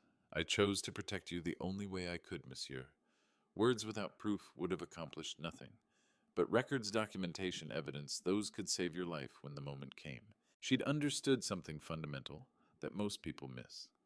Accusations without evidence are just noise, but evidence waits patiently for the right moment to speak. I looked at Pauline, 56-year-old housekeeper, who'd risked her job to document poison attempts for 6 months, and realized some loyalty doesn't announce itself with grand gestures. It just persists quietly, in laundry rooms and kitchen corners, keeping meticulous notes while folding sheets and preparing meals. The kind of loyalty you can't buy, can't demand, can only earn through years of mutual respect. Echo told me you handed over the complete file 3 months ago, I said, when she started her investigation. Miss Echo came to me in August, asked if I'd noticed anything unusual about Madame Iris's behavior. I gave her everything I'd documented. 6 months of observations. Pauline sliced through a cucumber with surgical precision. She asked me to continue watching to add to the record, so I did. Echo smiled. Your documentation corroborated everything I found through surveillance. The dates matched perfectly. Every time the GPS tracker showed them meeting, you'd recorded suspicious behavior before or after. I walked to where Pauline worked at the counter. She set down her knife, waiting. From today, you're head housekeeper, I said. Salary doubled. Full authority over all household staff. And a bonus for 6 months of surveillance work that helped save my life. Pauline nodded, once her expression unchanged. Thank you, monsieur. Will you take cream with your coffee? Echo laughed. She saved your life and goes straight back to work. The work doesn't stop because the crisis ends, Pauline said simply. Master still needs lunch. She poured coffee, rich dark, the smell filling the kitchen, and placed a cup in front of me. I lifted it, tasted it. No metallic aftertaste. No chemical burn in the back of my throat. Just coffee. Perfect coffee. How does it feel? Echo asked. I took another sip. Like something I took for granted for 62 years. Echo's laptop chimed. She glanced at the screen, then turned it toward me. You need to see this. Xander Drake's live stream video dominated the screen. The view counter climbed in real time 2,011,487 views. 2,015,322. 2,019,844. 2 million views in 3 hours, Echo said. Every major European outlet is covering it. She clicked through news sites. Le Monde. Monaco billionaire survives. Wife's poison plot. Exposes affair with son-in-law. The Guardian. Diamond CEO catches wife and daughter's husband in elaborate sting. Deutsche Welle. Monaco arrests charity president accused of 3-month poisoning conspiracy. The headlines scrolled past each one more sensational than the last, but the facts remained consistent. Iris Wolfe, 58, prominent Monaco charity founder, arrested for attempting to murder her husband. Oliver Wolfe, 62, CEO of Orion Diamond Corporation. Accomplice Kai Hayes, 32, married to couple's daughter. Reputation takes decades to build. Iris had spent 30 years constructing her image as Monaco's charitable elite, the elegant wife of a diamond magnate, the compassionate founder of educational programs, the sophisticated hostess of exclusive galas. I'd destroyed that image in 3 hours with industrial epoxy, glue, and one vlogger's phone camera. Look at the comments, Echo said, scrolling down. Thousands of them across dozens of languages. Calmest revenge architect I've ever seen. Diamond Boss, who won without raising his voice. 3 months of being poisoned, and he responds with surgical precision. Legend. The way he just said good morning while they were glued to the bed.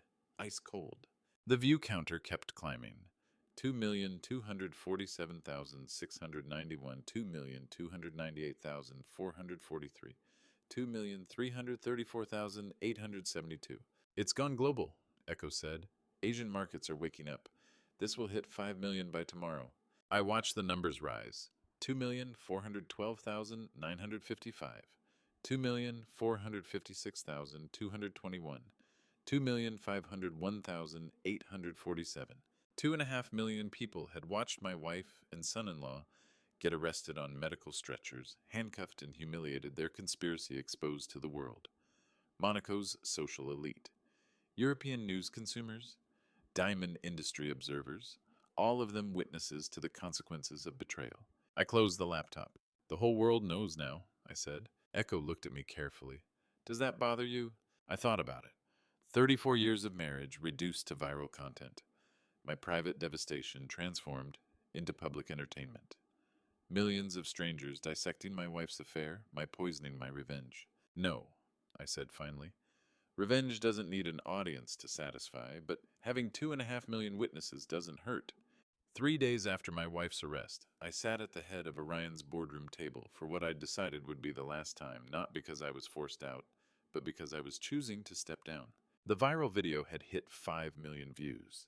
International media coverage continued. Monaco police had charged Iris and Kai with attempted murder, corporate fraud, and money laundering, but those were aftermath details. Today was about securing Orion's future. 12 shareholders filled the boardroom chairs, their faces reflecting the shock that still rippled through Monaco's business elite. Victoria Ashford and Marcus Thorne sat to my right, having witnessed the bedroom arrests firsthand. The others had learned about it through news coverage like the rest of the world. Echo sat to my left, her laptop closed, her expression carefully neutral. I cleared my throat. You all saw the news. My wife attempted to poison me and steal this company. She failed. But the crisis revealed something important. Orion needs leadership beyond my personal disasters. Victoria leaned forward. We stand with you, Oliver, whatever you need. What I need, I said, is succession planning that should have happened 5 years ago. I'm 62. I survived arsenic poisoning because my daughter noticed symptoms I'd dismissed as age. That's not leadership, that's denial. The room went quiet.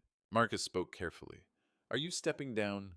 I'm proposing structured transition, I said. Orion Corporation has operated for 30 years under my absolute control. That worked when I was 40 and building something from nothing. It doesn't work when I'm 62 and recovering from attempted murder. I pulled out a folder, distributed copies around the table. Succession proposal. Echo Wolfe as Chief Executive Officer, effective immediately. I retain chairmanship for advisory capacity, but transfer all operational authority. Silence.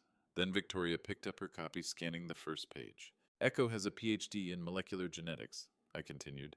7 years managing Orion's research division. During the crisis, she compiled evidence that led to 2 arrests while maintaining full operational security. She coordinated witnesses' documentation and legal strategy without disrupting a single diamond shipment.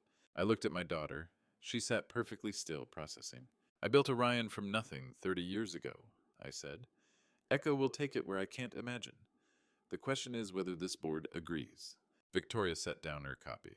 I've watched Echo manage the research division for 7 years. She's methodical, brilliant, and as we witnessed 3 days ago, capable of executing complex operations under extreme pressure. I support this proposal. Seconded, Marcus said immediately. The lead shareholder, an elderly banker named Gerald Beaumont, looked at Echo directly. Ms. Wolfe, do you accept this nomination? Echo hesitated. I saw it just a flash across her face. The same uncertainty I'd felt 30 years ago when I first registered Orion Corporation with nothing but ambition and a Geneva office lease. That moment of wondering if you're ready for something you've been preparing for your entire life. Then her shoulders straightened. I accept if the board approves. Gerald nodded. All in favor of appointing Echo Wolfe as Chief Executive Officer of Orion Corporation. 12 hands rose, no hesitation, no abstentions. Unanimous, Gerald said. Congratulations, Miss Wolfe. You're now CEO of a $2 billion corporation. Echo's expression didn't change, but I saw her hand grip the table edge. Understanding the weight, the responsibility, the legacy that had just transferred from father to daughter in one unanimous vote. The meeting adjourned 20 minutes later. Shareholders congratulated. Echo shook my hand with expressions that mixed respect and sympathy. They filed out, returning to their Monaco offices and Geneva banks, leaving Echo and me alone in the boardroom. Follow me, I said. We walked through Orion's executive floor to the CEO's private office, my office for 3 decades. Floor-to-ceiling windows overlooking the Mediterranean, mahogany desk where I'd negotiated billion-dollar contracts, walls lined with photographs of mine operations, diamond certifications, corporate milestones. A knock at the door. Maxwell Ridley entered Orion's chief legal counsel. 47 years old, precise and meticulous, he'd handled every major corporate transaction for the past 15 years. Mr. Wolfe, Miss Wolfe. He set a leather portfolio on the desk, extracting documents. Share transfer agreements as requested. Reviewed by external counsel for compliance. Echo looked at me. Dad, what is this? 51% of my personal shares, I said. Transferred to you. Absolute controlling interest. Maxwell opened the documents, pointing to highlighted sections. This transfers majority control of Orion Corporation. With 51%, Ms. Wolfe has absolute veto power over all corporate decisions, board votes, and executive appointments. No shareholder or coalition can override her authority. Echo stared at the papers. Dad, are you certain this is everything you built? Which is exactly why it should be yours. I picked up the pen Maxwell offered. Iris holds shares as marital property 42% that will be contested in divorce proceedings. Kai might try claiming rights through his marriage to you. This transfer ensures neither of them can ever touch Orion's future. Empires pass through blood or betrayal.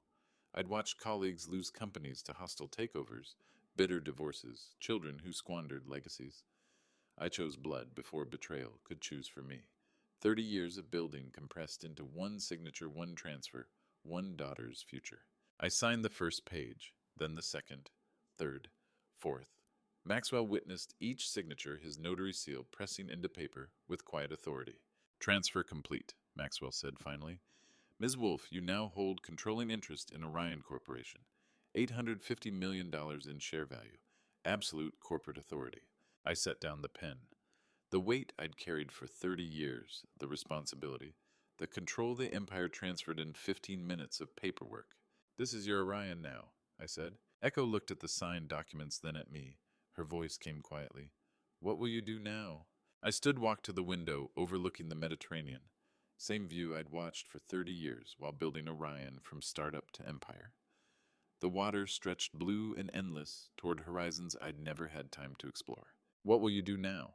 I'd spent 3 months being poisoned, 3 days executing revenge, 3 hours transferring everything I'd built. My wife was in prison. My son-in-law faced decades of charges. My daughter now controlled a $2 billion corporation. What does a man do when his empire is secured, but his marriage is destroyed? When the company that consumed 30 years of his life now belongs to the next generation, when survival feels less like victory and more like starting over at 62. The Monaco courthouse was smaller than I'd imagined, wood-paneled, fluorescent-lit, nothing like the dramatic courtrooms in American films, which seemed fitting for a trial, where the verdict was never in question. 3 weeks had passed since the arrests. 3 weeks of lawyers reviewing Echo's evidence package. Prosecutors building their case, defense attorneys realizing they had nothing to work with. The trial itself was scheduled for 3 weeks. It lasted 3 hours. Judge Laurent Mercier presided, 62 years old, 35 years, on Monaco's criminal bench, known for efficiency and zero tolerance for theatrics. He'd reviewed all evidence beforehand, a thick folder sitting on his desk marked Wolfe versus Wolfe/Hayes. I sat in the gallery beside Echo. Iris and Kai sat at the defense table with their separate attorneys, neither looking at the other. Whatever alliance had existed between them had dissolved the moment the handcuffs closed. The prosecutor stood a sharp woman in her 40s named Claudette Rousseau. Your Honor, the evidence is comprehensive. 3 months of deliberate arsenic poisoning documented through toxicology reports from 2 independent laboratories. Financial fraud totaling 4.7 million euros transferred to offshore accounts. Conspiracy to steal $500 million in authenticated diamonds by substituting synthetic replicas. She placed photograph after photograph on the evidence table. GPS tracking data, hotel surveillance footage, bank transfers, Geneva law office meetings, the fake ultrasound purchased from a Charlotte fertility clinic. The defendants, Claudette continued, conspired to murder Mr. Oliver Wolfe, assume control of Orion Diamond Corporation, and liquidate authenticated inventory before fleeing to Vienna. They were caught in the act by coordinated surveillance witness testimony and their own recorded conversations. Iris's attorney stood a nervous man who looked like he'd drawn the worst case of his career. Your Honor, we request leniency based on... I've reviewed all materials. Judge Mercier said, his tone suggesting he'd already made his decision. The evidence is comprehensive. Defense may present counter-evidence if available. The attorney sat down. There was no counter-evidence. Echo had spent 3 months ensuring every fact was documented, verified, and corroborated by multiple sources. The defense had nothing. Kai's attorney tried a different approach. Your Honor, my client maintains he was manipulated by Mrs. Wolfe, that he... Recorded conversations show Mr. Hayes initiating discussions of diamond substitution. Judge Mercier said, glancing at his notes. He contacted synthetic diamond manufacturers. He scheduled Geneva meetings. The evidence does not support a manipulation defense. Another silence. The trial proceeded with mechanical efficiency. Witnesses testified. Detective Laurent Arnaud describing the arrest scene, the medical team explaining the epoxy separation process, Orion board members confirming the financial fraud. Echo presented the evidence timeline with scientific precision, her voice never wavering. Iris didn't take the stand. Neither did Kai. Their attorneys had advised silence. Anything they said would only confirm what the evidence already proved. Judge Mercier called a 15-minute recess, returned with typed verdict pages. Iris Wolfe. He read guilty on all counts. Conspiracy to commit murder via arsenic poisoning, financial fraud and money laundering, conspiracy to commit grand theft, sentenced to 8 years imprisonment in Monaco Correctional Facility, all assets acquired through fraudulent charity operations, confiscated and returned to defrauded donors. Iris stood, her spine rigid. Your Honor, I maintain my innocence. This entire proceedings. Sentence is final, Judge Mercier said. Mr. Hayes. Kai didn't stand. He sat hunched in his chair, looking 10 years older than his 32 years. Kai Hayes, guilty on all counts. Conspiracy to commit murder. Diamond substitution conspiracy. Financial fraud. Sentenced to 12 years imprisonment. No eligibility for parole until minimum 8 years served. 12 years. Kai would be 44 when he got out, middle-aged, unemployable, his parents' disappointment permanent. Bailiffs, please escort the defendants. 2 officers moved to the defense table. Iris stood before they reached her, refusing to be touched until absolutely necessary. She walked toward the courtroom exit with perfect posture, eyes forward, not once glancing toward where I sat. 34 years of marriage reduced to this moment of deliberate blindness. Her final act of defiance, the refusal to acknowledge my existence. I'd won everything, my life, my company, my freedom, my vindication. She'd lost everything, her freedom, her reputation, her future. And still she couldn't give me the satisfaction of looking at the man who'd beaten her. Kai glanced over as the bailiff led him past. His face was hollow, defeated. The entitled confidence that had carried him through 2 years of affair and conspiracy had been stripped away by his mother's tears and 12 years of sentencing. Their footsteps echoed on the marble floor. A door closed. They were gone. Echo touched my arm. It's over now. I stood collecting my coat. No, now it begins. We exited through a side door, avoiding the main entrance, where Xander Drake's live stream captured the verdict announcement for 40,000 viewers. Justice had been served with Monaco's typical efficiency, no drama, no surprises, just systematic consequences for documented crimes. 2 months later, I sat in Orion's CEO office, Echo's office, now in a side chair, while she led a senior staff meeting from behind the mahogany desk. Some storms destroy the ship, others temper the steel. Iris had meant to sink me, and instead forged a reputation stronger than 30 years of quiet competence ever could. Quarterly results, Echo said, pulling up a presentation. International client acquisition up 23% compared to pre-scandal baseline. Existing contracts renewed at an average 15% higher valuation. The senior operations manager leaned forward. The Japanese partners specifically mentioned the scandal. They said they want to work with a company led by someone who survived attempted murder and still executed flawless counter-strategy. They view it as proof of operational integrity. Echo clicked to the next slide. Geneva contacts report similar sentiment. Clients prefer a leader who can't be deceived, who documented everything, who turned personal crisis into legal victory without disrupting a single diamond shipment. I listened from my side chair, honorary chairman now advisor, without operational authority. The irony was perfect. Echo caught my expression. What? They tried to destroy me, I said, and made me richer. The operations manager smiled. The arrest footage went viral. 5 million views. And every client in our network saw you standing calm while your wife got handcuffed. That's better marketing than any campaign we could buy. I laughed, genuinely laughed, for the first time in months. Iris had spent 3 months poisoning me to steal my company. Her arrest made my company 23% more valuable. The diamonds she tried to steal were recovered. The empire she tried to destroy was thriving under Echo's leadership. Justice doesn't just punish the guilty. Sometimes it rewards the survivors. And to you listening to my story, remember this: betrayal teaches you who to trust and who you've been trusting all along. For 34 years, I chose comfort over truth. I saw signs, the distance, the late meetings, the subtle changes, but I dismissed them because seeing clearly meant losing everything I thought I had. Don't make my mistake. Trust your instincts. When something feels wrong, it usually is. The cost of ignoring truth is always higher than the cost of facing it. I learned that loyalty isn't loud. It's quiet documentation in a laundry room notebook. It's a daughter who investigates when she could ignore. It's a housekeeper who risks her job for someone else's life.